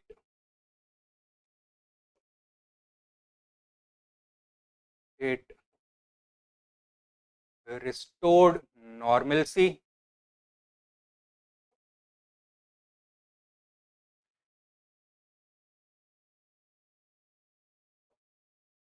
Under the principle of Dhamma, the policy of welfareism adopted by Ashoka and the later Mauryan rulers also helped uplift the downtrodden masses, the marginalized sections, and bring actual socio-economic equality among the masses.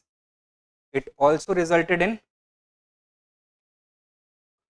cultural diffusion and unity, right.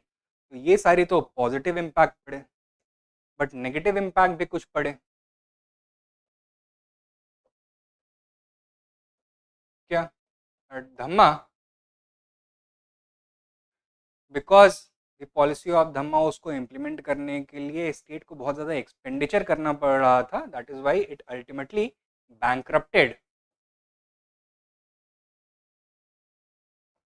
The state. And जब state weaken हुआ तब ये clear हुआ कि whether Dhamma was the factor behind the stability of the Mauryan empire or was it fear of state repression, right. And क्या समझ में आता है? That once the people are no longer afraid of the state being able to repress their rebellious tendencies, then rebellions and conflict would reappear, and they would reappear in a much stronger manner as compared to earlier. The old social divisions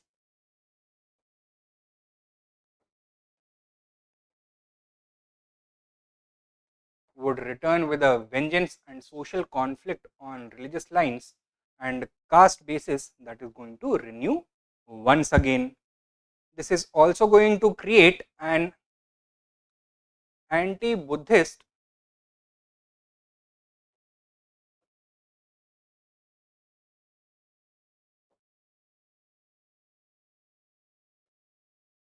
Brahmanical reaction, which may or may not have contributed to the ultimate downfall of the Mauryan dynasty. In response to the precepts of Dhamma and the liberal tendencies of Buddhism, जो reaction था, conservative reaction था, that became stronger as compared to earlier. That is why just after the decline of the Mauryan Empire, new category of text is going to be produced known as the Dharma Shastras or Smriti literature, right, जहाँ पे बहुत harsh rules set किए जाएंगे against women and the untouchables, right. So or we can say a conservative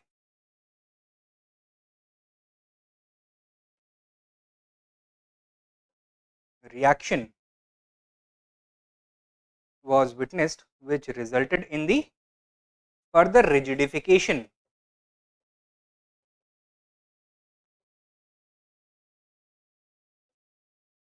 of the Indian society. Further, by this point of time, within the Sangha also many conflicts had started to emerge with regards to disagreements about the rules within the Sangha, how the Sangha should function, who should take the important decisions, what should be the method of the or the what should be the decision making process, etc. And thus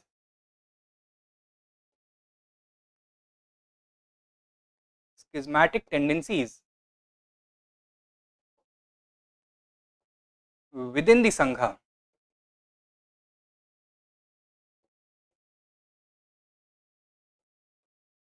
they also emerged, right. And ये जो schismatic tendencies हैं, they would finally mature during the post modern age 72 CE में fourth Buddhist council at Kundalwan. वहाँ पे क्या होगा? Finally the Buddhist Sangha is going to split into two, Mahayana and Heenyan, right. तो इस तरह से socio religious landscape modern period का शेप होगा बिकॉज ऑफ बुद्धिज्म. बुद्धिज्म कैसे इन्फ्लुएंस करेगा मौर्यन सोसाइटी और रिलीजन को? Through the concept of Dhamma. And Dhamma की वजह, धम्मा के ये एलिमेंट्स हो जाएंगे which is going to be inspired by Buddhism, and this is the impact that they are going to have.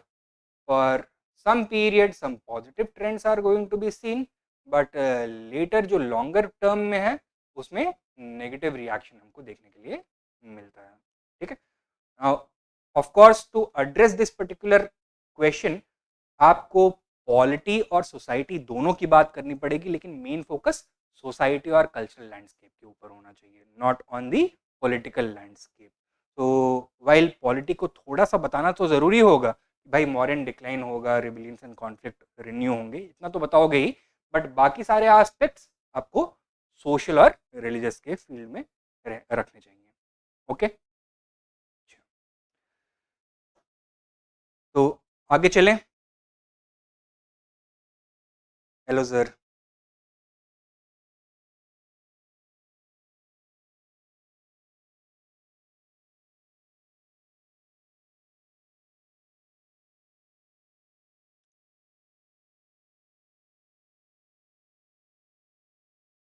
ठीक है.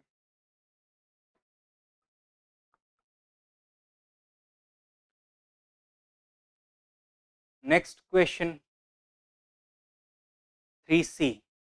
बहुत सिंपल स्ट्रेट फॉरवर्ड क्वेश्चन है. Discuss the evolution of state institution and taxation system from Rig वैदिक period to letter वैदिक period. Right. तो इसको कैसे address किया जाए? ऋग वैदिक as, letter Vedic as,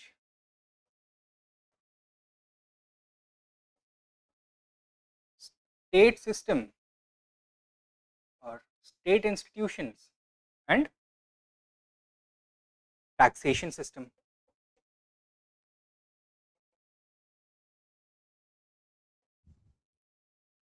Rig वैदिक एज में tribal polity headed by a tribal chief known as the Janesya Gopa or Rajan. There was no concept of hereditary monarchy, and the chief, along with other important officials, was an elected official.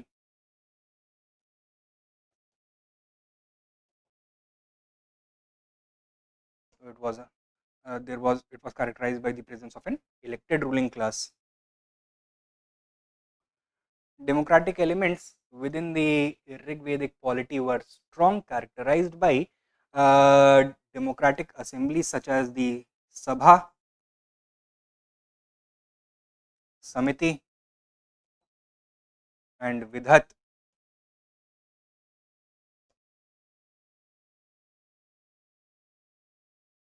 The rudimentary tribal polity of the early Vedic people lacked permanence, and thus there were no elaborate bureaucratic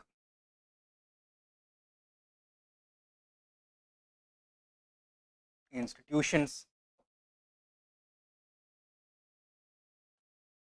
Further, this early state did not have many roles to perform, and the important roles that it performed were protection and leadership in war.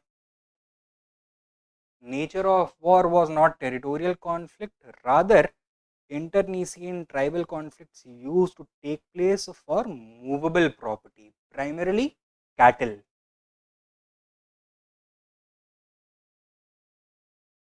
अब बहुत बड़ा कोई bureaucracy था नहीं, and the Janesya Gopa was assisted by some other officials such as the Purohit and Senani.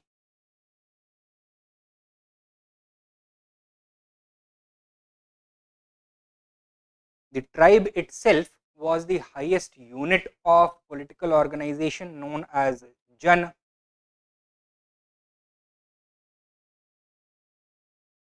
It was divided into a number of clans known as Vis. Each clan occupied a collection of villages known as Gram. and every gram was populated by joint family households known as kul. So kul was the smallest unit of political organization, while the tribe itself was the highest unit of political organization. Among the Aryans, there was no other basis for political differentiation, and therefore, every person who claimed membership of a tribe was going to enjoy equal rights. Okay? So,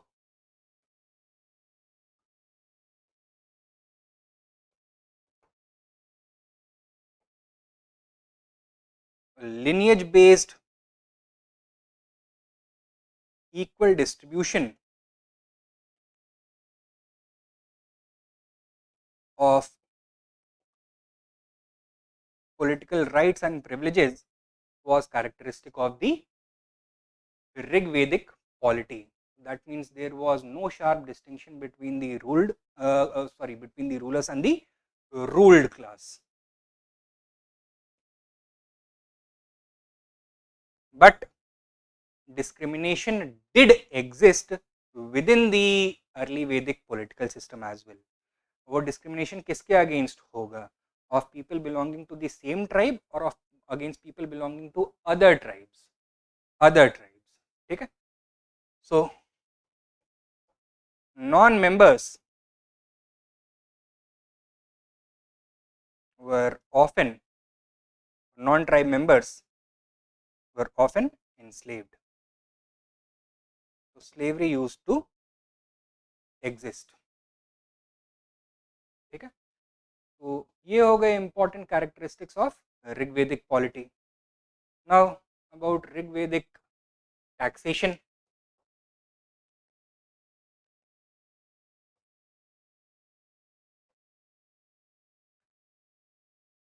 क्या देख सकते हैं हम?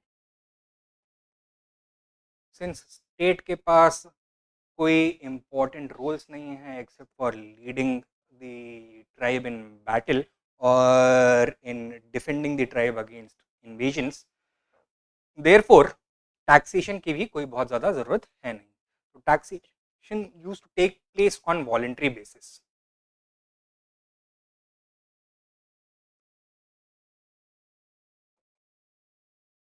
Only one type of tax has been mentioned, that is Bali.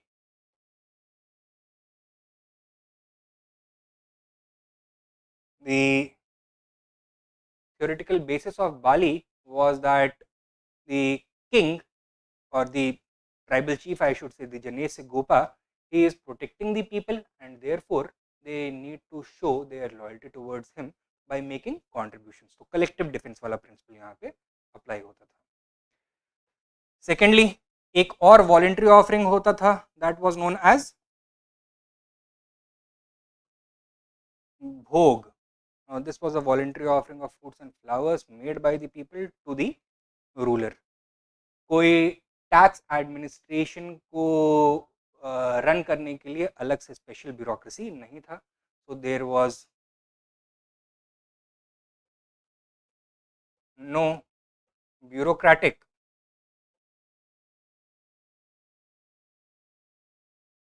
Arrangement for tax administration.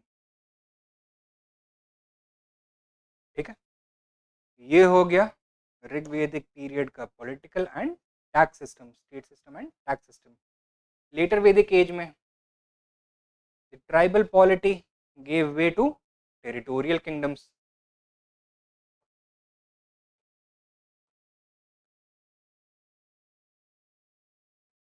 पहले जन होता था highest unit of political organisation, now it became the जनपद.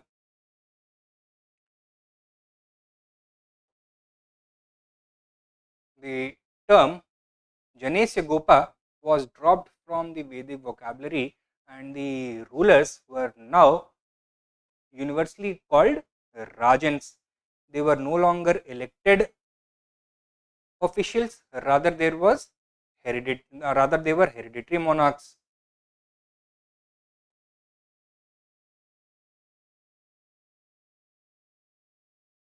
हेरिडिटरी मोनार्की का एस्टैब्लिशमेंट हो गया. There was no further use of these democratic assemblies, therefore they became defunct.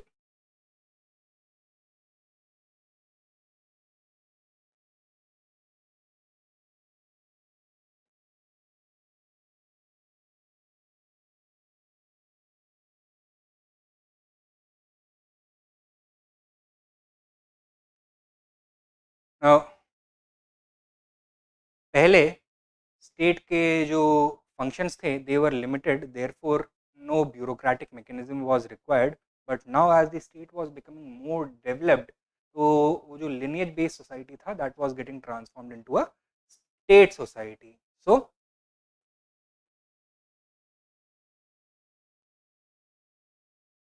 bureaucratic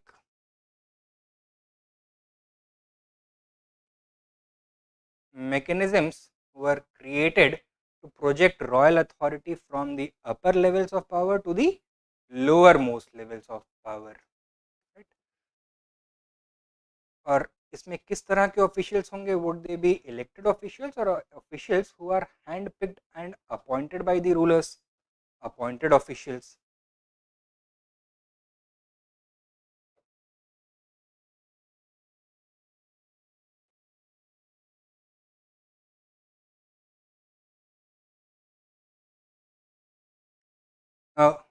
The functions of the state were no longer limited to protection of the property of the tribesmen and leading the tribe during war. अब क्या क्या हो जाएंगे functions? To maintain order, that is to police the subject population, to collect taxes from them, to protect their property,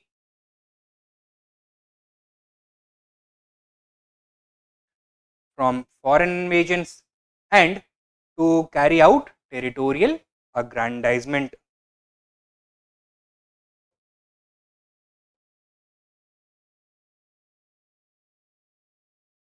तो ये अब नए functions की तरह इमर्ज होकर के आएंगे.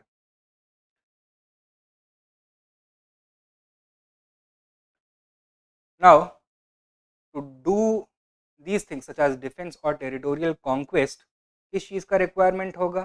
Permanent army would be required.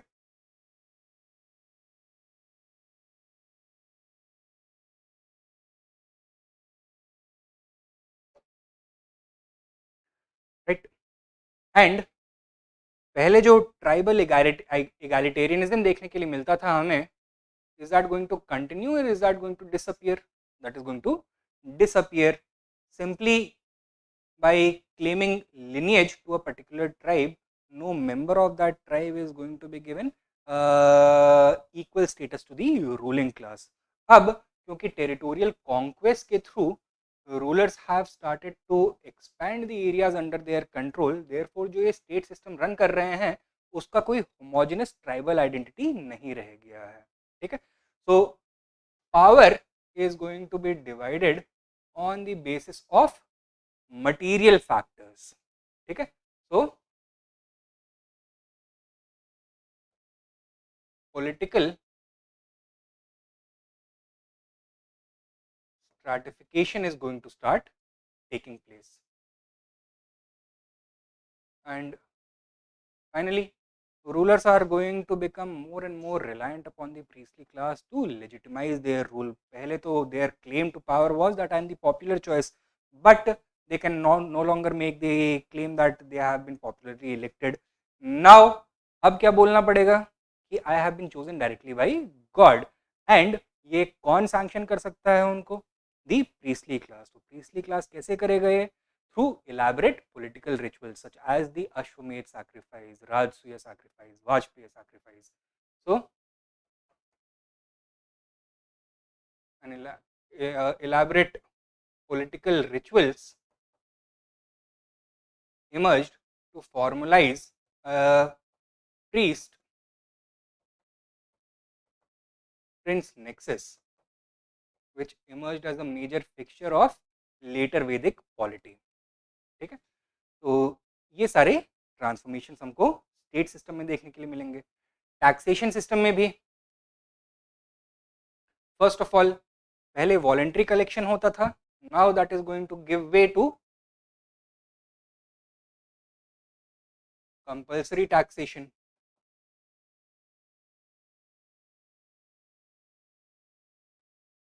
Bali, which was a voluntary tribute earlier, now became a compulsory tax. इसका जो बेसिस, थ्योरेटिकल बेसिस है, वो भी चेंज हो गया. पहले कौन सा बेसिस था? कलेक्टिव डिफेंस का आइडिया. अब क्या बेसिस होगा? That it is the king is authorised to collect bali because he is the sovereign. तो as sovereign he is powerful and आपको ये टैक्स देना ही होगा. Secondly,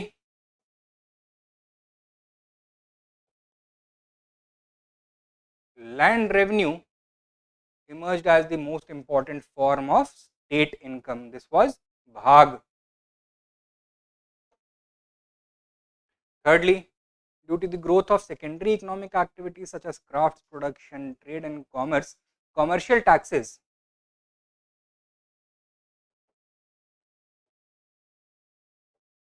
are also going to start emerging, known as Shulk. And क्योंकि अब tax administration has become a major focus of the state, तो उसको भी फॉर्मलाइज करने की जरूरत होगी. वो कैसे किया जाएगा? By appointing specialised officers such as भागदूगा.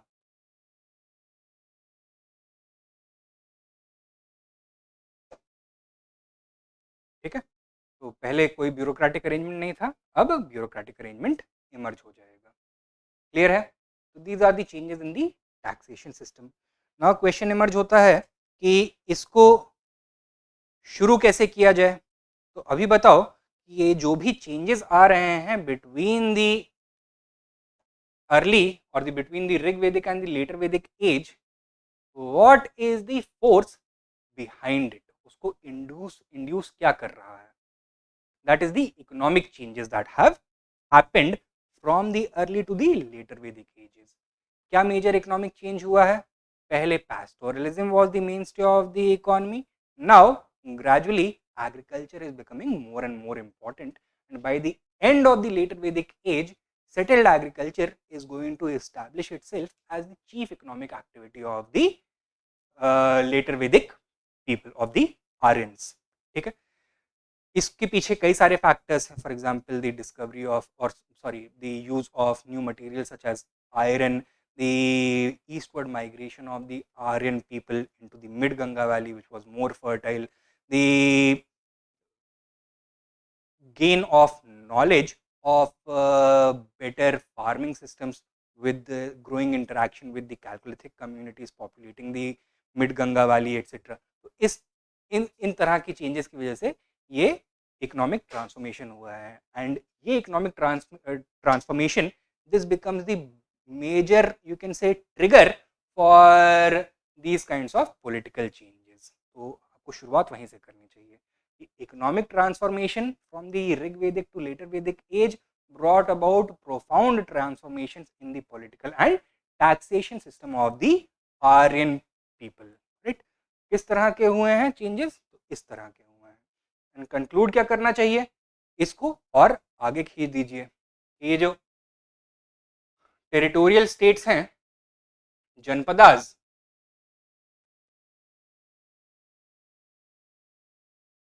they are going to keep doing janpada things. They are going to keep fighting against each other. Conquest hoga. Sometimes they are going to be absorbed, sometimes they are going to absorb others, and ultimately it is going to result in the formation of mahajanapadas. But सिलसिला यहाँ पे भी खत्म नहीं होगा. कब तक खत्म नहीं होगा? जब तक एक ऑल इंडिया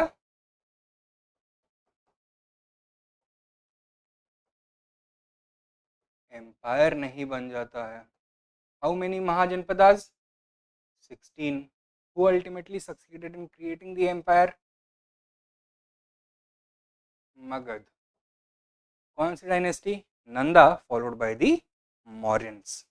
ठीक है, तो आप ये बोल सकते हैं the chain of events which ultimately resulted in the emergence of the Mauryan Empire in the 3rd century BC had actually started all the way back in 1000 BC as a result of the fundamental changes that appeared in Aryan society from the Rig Vedic to the later Vedic period. ठीक है, तो ये जो changes हुए हैं ultimately जाकर के ये एक एम्पायर में एंड होंगे. That is what you can do over here. Okay, चलिए, now moving on to the next question. हाँ, 4A. Highlight the contributions of Aryabhat, Varamihir and Brahmagupta in the fields of astronomy and mathematics. Now let us see कि इससे मिलते जुलते कोई questions पहले आए हुए हैं या नहीं.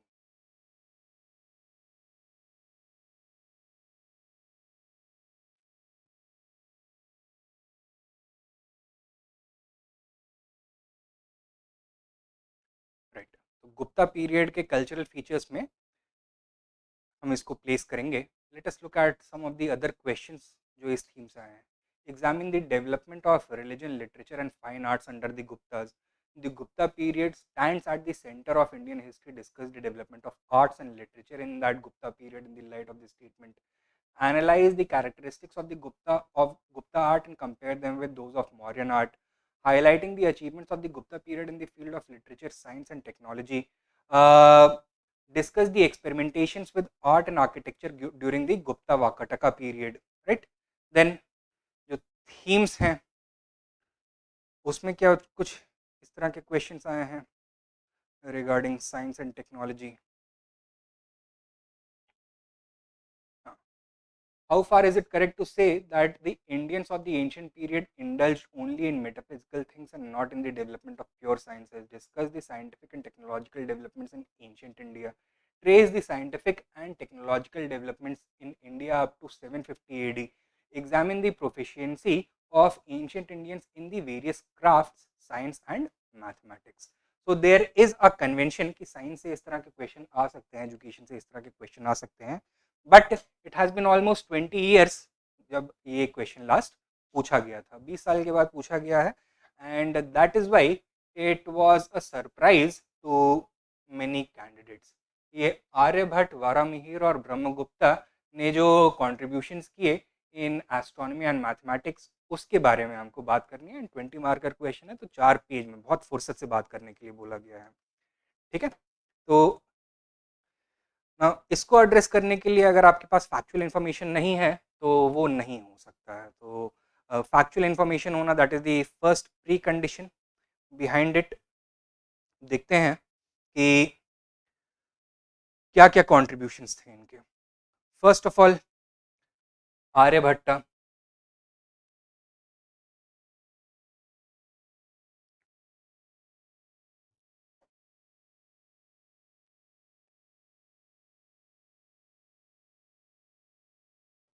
दूसरे वारामिहिर, तीसरे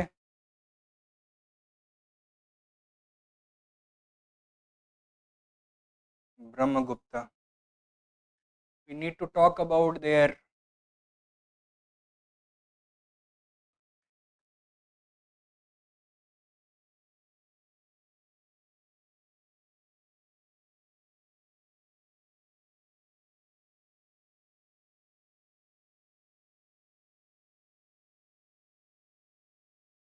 contributions to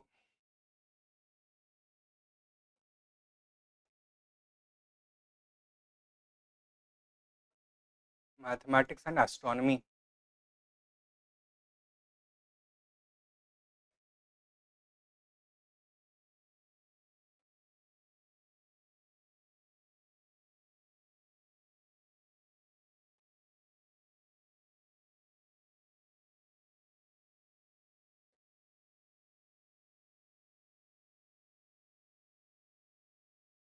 ठीक है, आर्यभट्टा का सबसे famous work the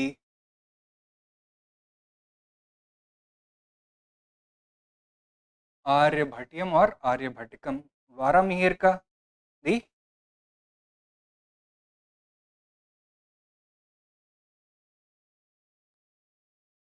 punch Siddhantika and the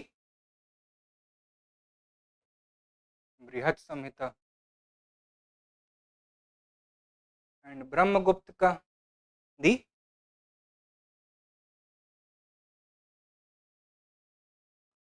ब्रह्मस्फूत सिद्धांत.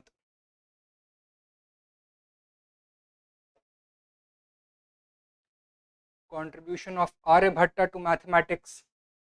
क्या क्या? First of all, he was the first one who suggested or who accurately calculated the value of pi. ठीक है, तो पाई का वैल्यू उन्होंने कैलकुलेट किया. Then he was also probably the earliest to use the decimal system. First इन्होंने metrology में बहुत major contributions किए. He was the one who came up with the place value system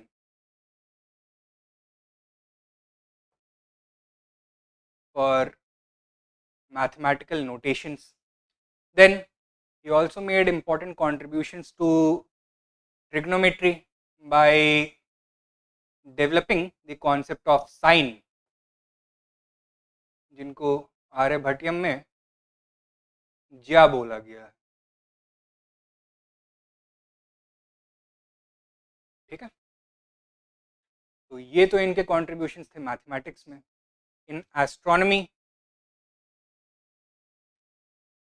he revolutionized Indian astronomy by suggesting that the earth rotates around its own axis, and that is why we observe the apparent westward movement of the stars.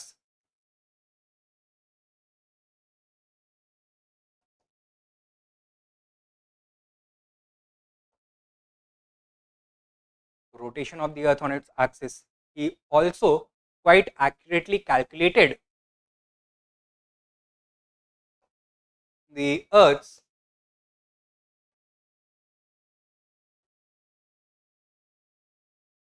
circumference. He also suggested the heliocentricity of the universe.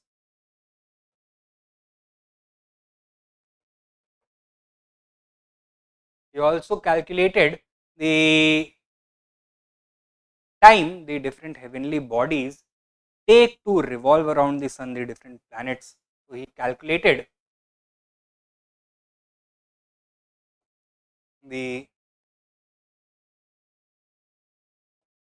revolutions of the planets around the sun, and he also gave scientific explanations for lunar and solar eclipses.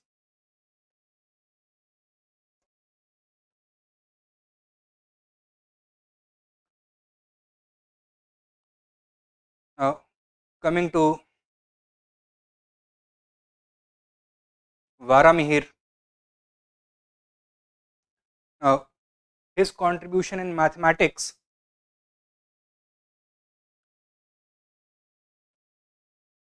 was that he prepared a sine table based on the research done by Aryabhatta.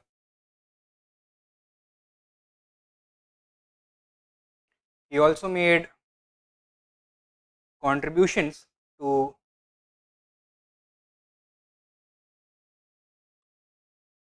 meteorology by developing new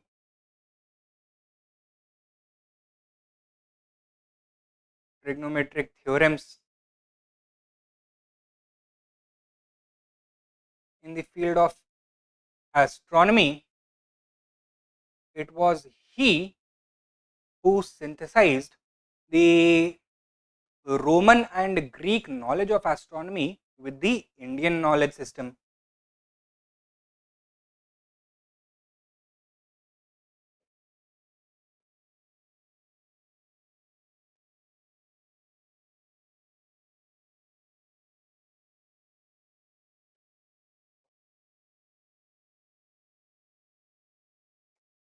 synthesized the Greco-Roman astronomy with the Indian knowledge system.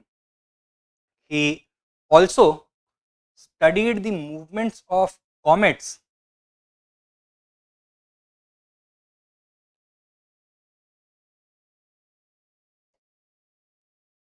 that were orbiting the sun and other heavenly bodies, including the earth, including their impact on the earth itself.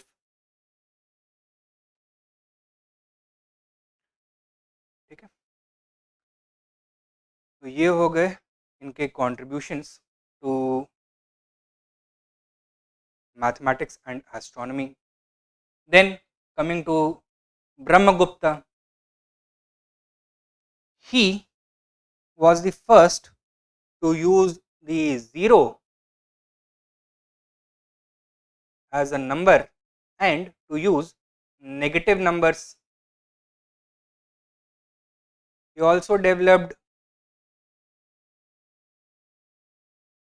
new systems to solve quadrilateral circles.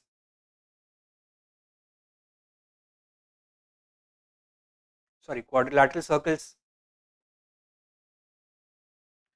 and made grand contributions to algebra by developing a system for quadratic equations.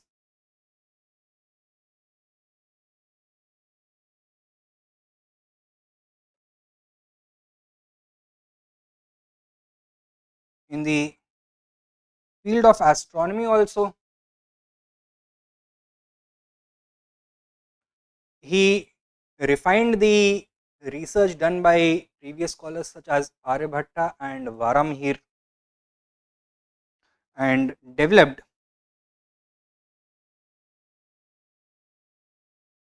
more accurate planetary models and calculations.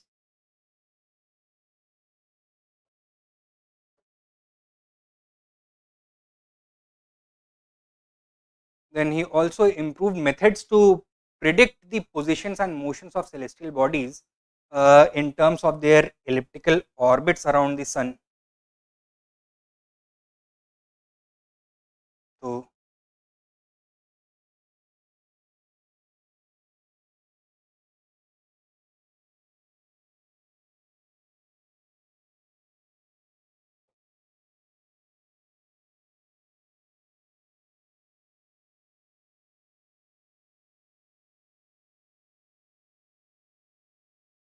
ये थे इन तीनों के contributions in the field of mathematics and astronomy.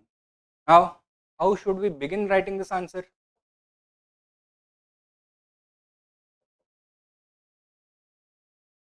तो क्या बोल सकते हैं?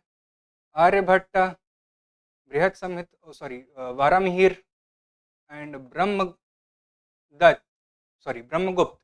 they form the grand triumvirate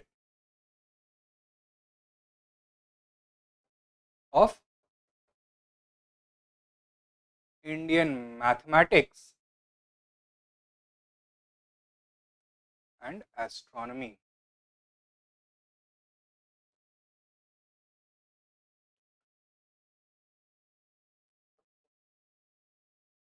Their foundational research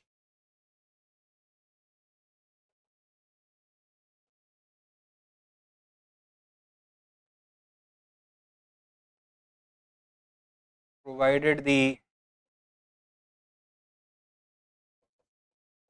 scientific basis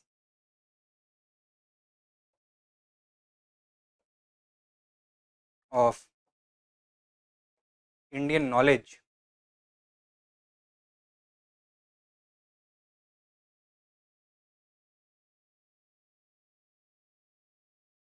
And the Indian knowledge system was enriched by their rational inquiry.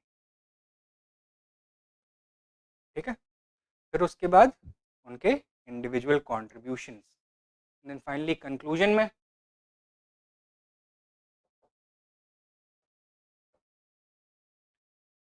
you can simply say that this knowledge of, or this grand volume of mathematical and astronomical knowledge did not remain confined to India, but was eagerly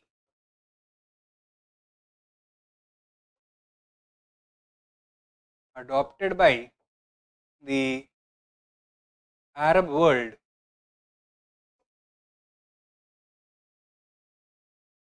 and this Indian contribution to a large extent resulted in glorious phases of world history such as the Islamic Golden Age,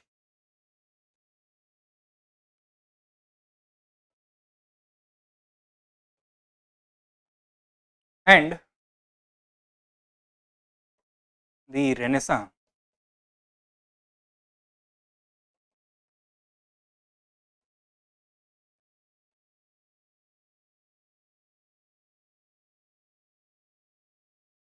ठीक है, तो आप इससे link कर सकते हो कि India's contribution to these grand developments in world history, or if you don't want to do that, you can link this knowledge और उसको कैसे अप्लाई किया गया in architecture, in commerce, in navigation, study of geography, further developments, right, astronomy, astrology, etc. उस पे आप focus करके conclude कर सकते हो. either of them would be valid. ठीक है, तो ये हो गया क्वेश्चन 4A. आगे चलें क्या?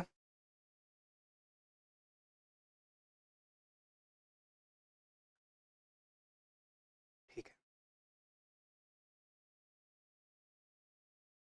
all right. Now coming to the next question, examine the course of Pallava-Chalukya conflicts between the 6th and 8th century CE. Let us see कि इस तरह का कोई और क्वेश्चन आया है क्या.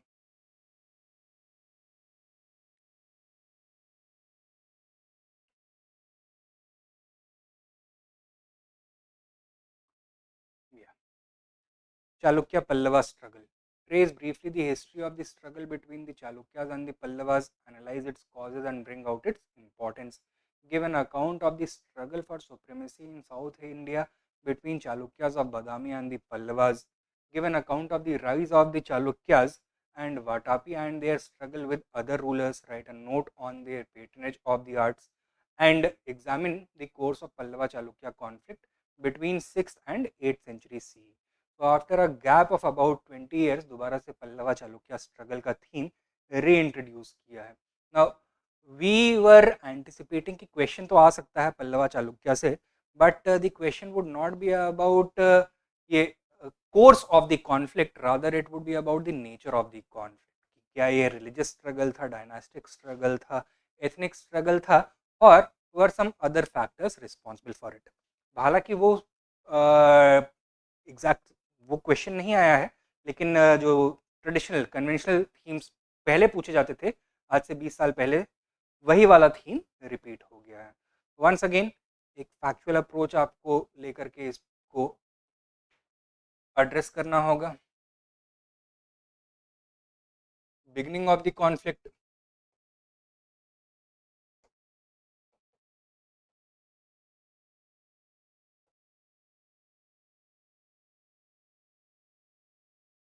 started in the 6th century CE,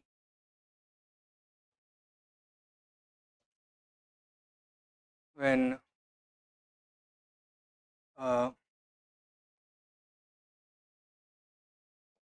Pulkesin the first and Simha Vishnu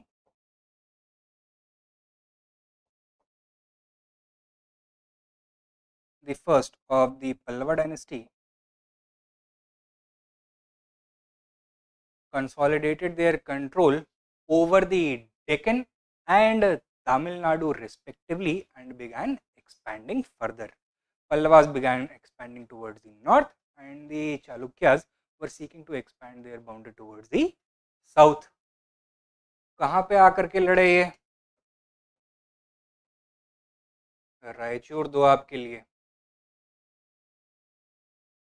and Krishna Godavari delta के लिए, right. The fighting lasted throughout the reigns of both these rulers, but it was inconclusive. ठीक है, तो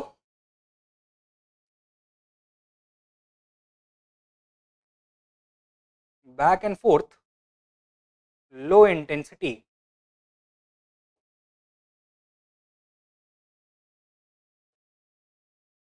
conflicts होते रहे. ठीक है, with no clear loser, no clear winner. Situation change हुआ in the 7th century when Pulkesin II defeated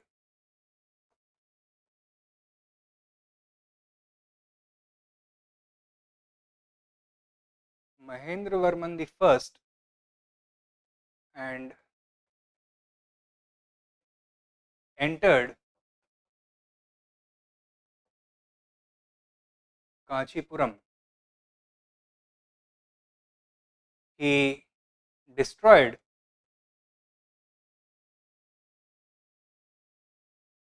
several temples,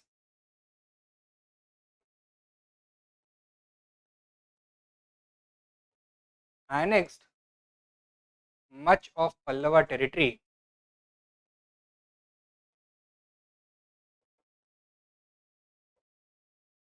and extracted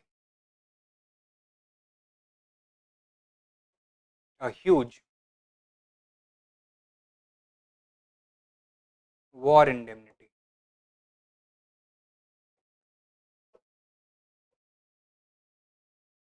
ठीक है.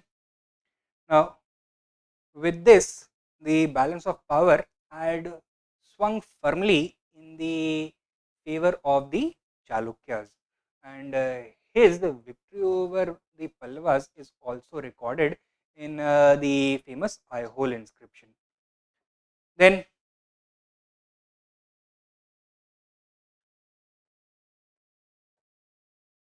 in the year 630, 7th century नहीं लिखना चाहिए, इसको ईयर बोल देते हैं, 610. ठीक है. In the year 630, the son of Mahendravarman I,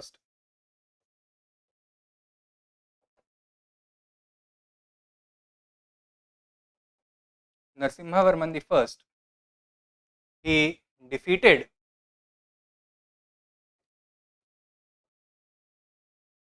Pulkesin II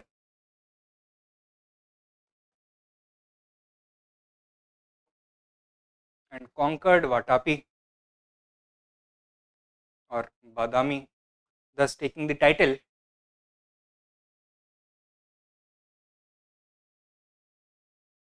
Vatapi Konda. The Chalukyas were driven out of Vatapi and the violence did not end even after the battle. So the Pallavas were looking for revenge now for the humiliation and damage that they had suffered during the victorious campaign of Pulkesin II. Once again, there would be destruction of temples,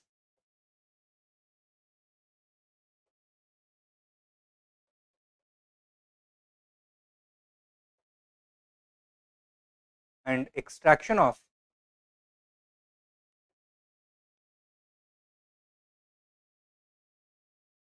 war booty. ठीक है, ये changes रहेंगे.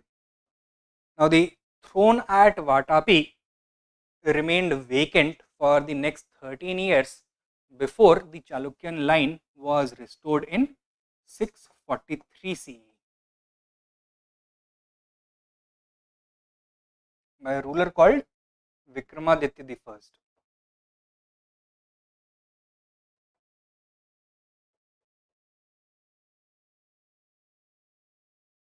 ये क्या करेगा? He restored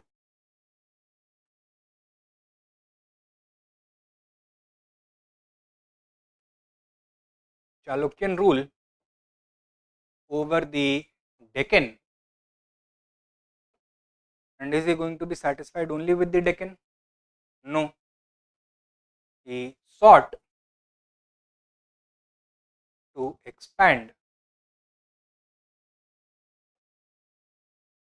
further south. And as a result, the Pallava-Chalukya conflict was renewed between Vikramaditya the First and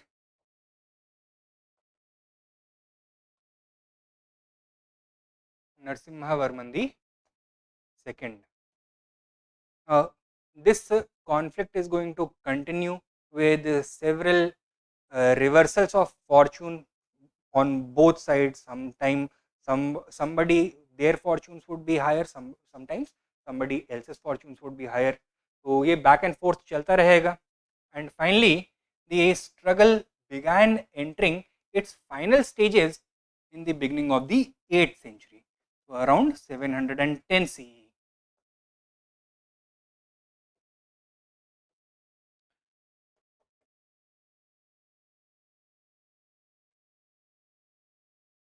Vikramaditya the Second, he began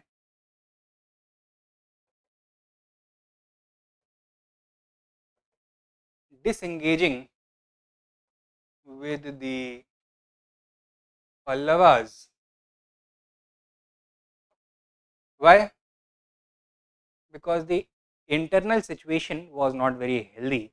Feudal elements had started to challenge the throne from within the empire. So he began disengaging with the Pallavas and faced several internal challenges.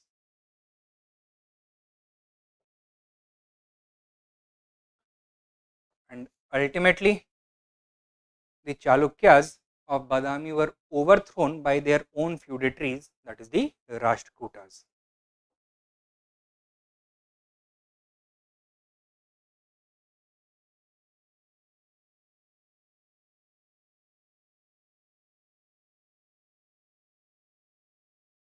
And established their control over the Deccan with their capital at Malkhed instead of Vatapi.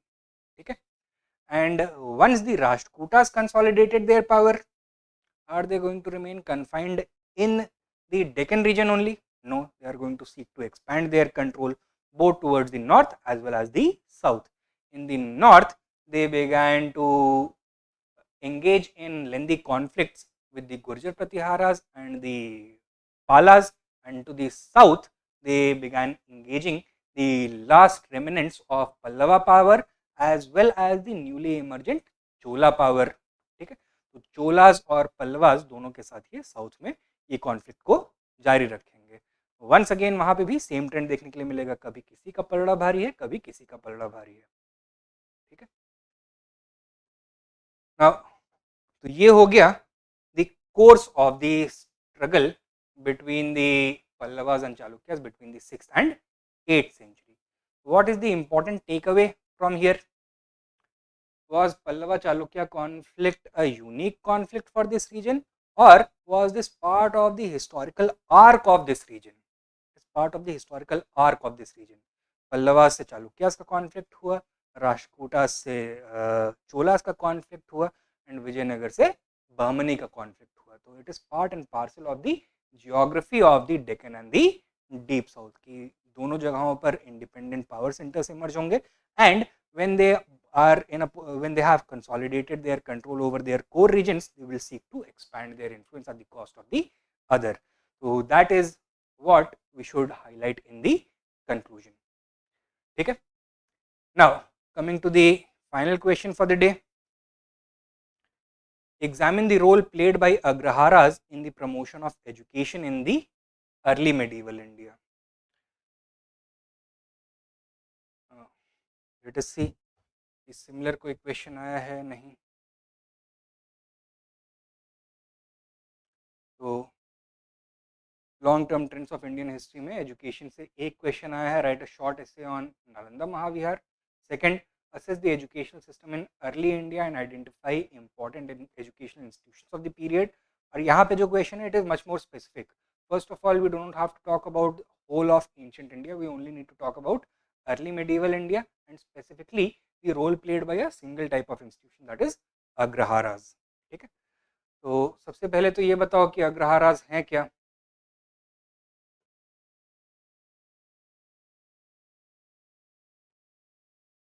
These were settlements of Brahmin scholars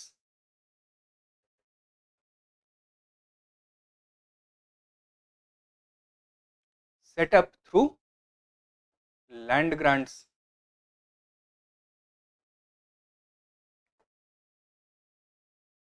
ठीक है.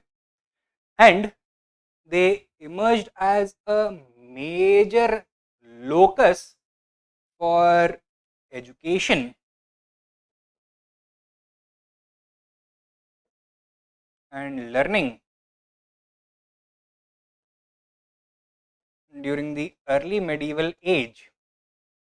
क्यों? क्योंकि इस period में ब्राह्मण scholars को land grants अब ज़्यादा फ्रीक्वेंटली मिल रही थी. तो number of Agrahara settlements emerged in both the countryside as well as around important temples across the length and breadth of India. सबसे ज़्यादा कॉन्सेंट्रेशन कहाँ पे देखने के लिए मिलेगा? जहाँ पे relatively more powerful kingdoms are existing, that is in the Deccan and the deep south, जहाँ पे चोलाज या फिर राष्ट्रकूटा जैसे पावरफुल एम्पायर्स अग्रहारा सेटलमेंट्स को मेंटेन कर सकते हैं. How did they contribute to the development of education and learning? किस तरह के एजुकेशनल रोल्स परफॉर्म करते थे ये? Let us see. They acted as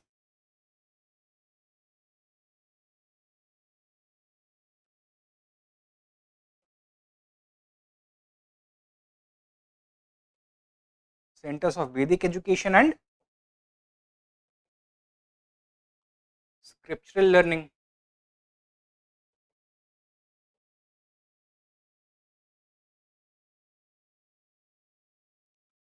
Further, they also acted as centers of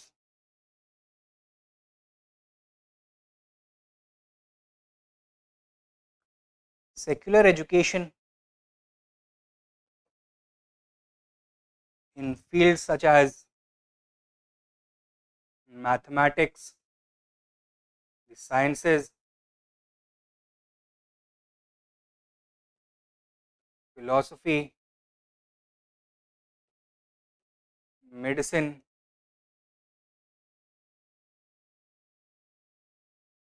astronomy, etc.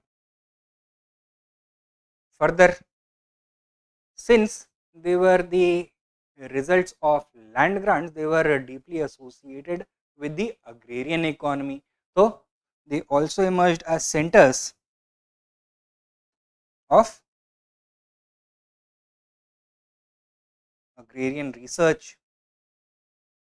Early medieval period का society जो economy जो था that was heavily agrarian and therefore new and innovative methods to improve agricultural production were coming up in these centers. Further,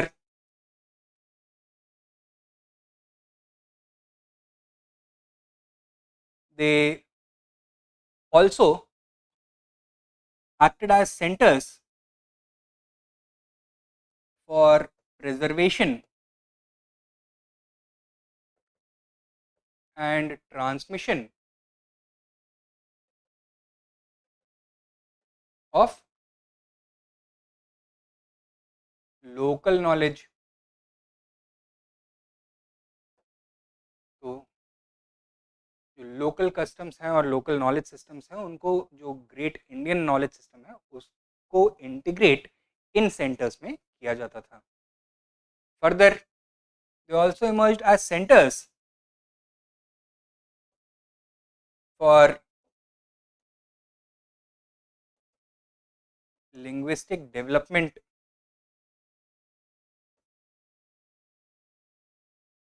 not only in the classical languages, that is Sanskrit, but regional languages, चाहे वो तमिल हो जाए और some other regional language, तो उसका उसमें literature इन centres में प्रोड्यूस हो रहा था.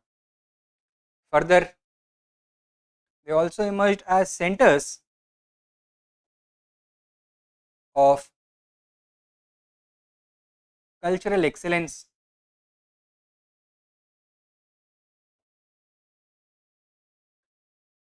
Now, many of these agraharas were associated with temples. Temples used to employ a large number of Brahmin scholars who were sustained through land grants given either by the temple or assigned either by the temple or by the kings to the Brahmin priests directly, right? And ये जो temples थे, they were also performing very important cultural roles. They were centers of not only religious activity, religious practice, but also cultural activity. तो यहाँ पे architecture का development हो रहा था, पेंटिंग का डेवलपमेंट हो रहा था, स्कल्पचरल आर्ट का डेवलपमेंट हो रहा था, रॉक कार्विंग का डेवलपमेंट हो रहा था. These were arenas where theatrical performances, musical performances, dance performances were being given. और ये सारी नॉलेज को कौन अब्जॉर्ब करके ट्रांसमिट कर रहा था? These agrahara. So they also emerged as centres of cultural excellence. Further they also emerged as centers of mass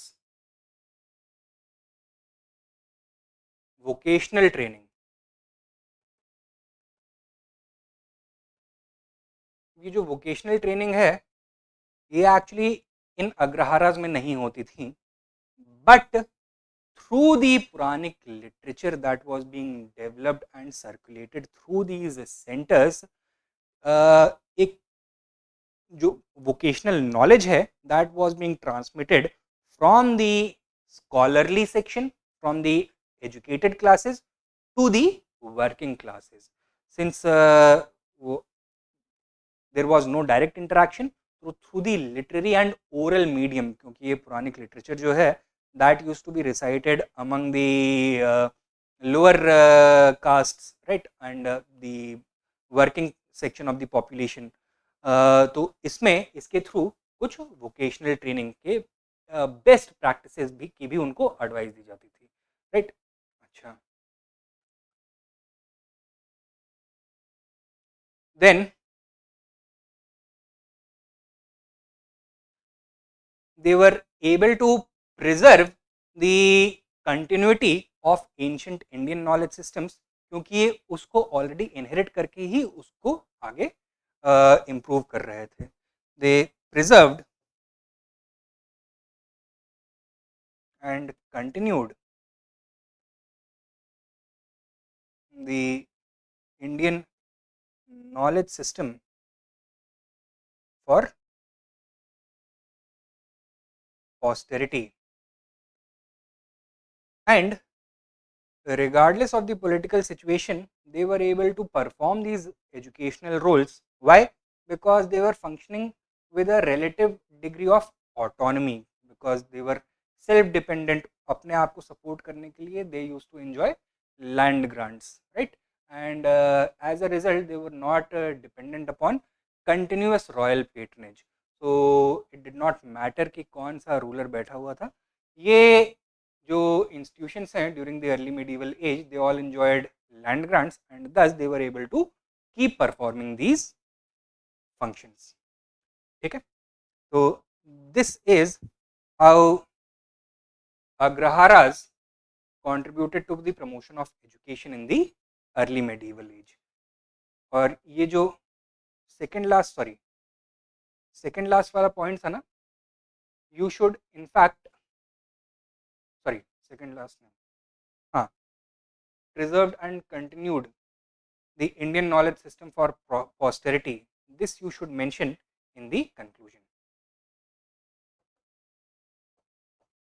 पहले ये मेंशन कर दीजिए that they were able to continue performing their educational functions despite the high level of economic instability because of their largely autonomous character. And finally, you can write that they performed a grand service for Indian education by preserving the ancient Indian knowledge system that had been developing at least since the Vedic period. ठीक है, तो उसको आगे के लिए बचा करके इन अग्रहारस ने रखा. ठीक है, so that is the note on which we can conclude our answer. All right, so with this we have finished our discussion of section A, that is ancient India portion. Now अगर कोई doubts हैं या फिर कोई clarifications चाहिए तो please let me know, otherwise we can end this session, and section B sometime next week will come out with another video.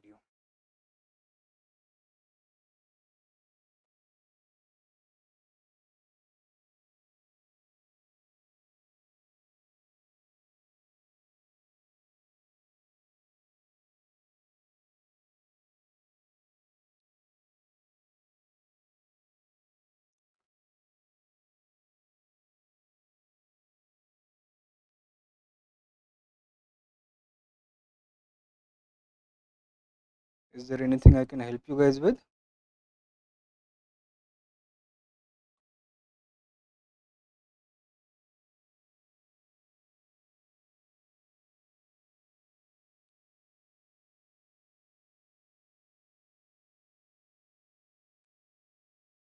नहीं, चलिए then. Thank you for your time. I'll see you guys soon with section B.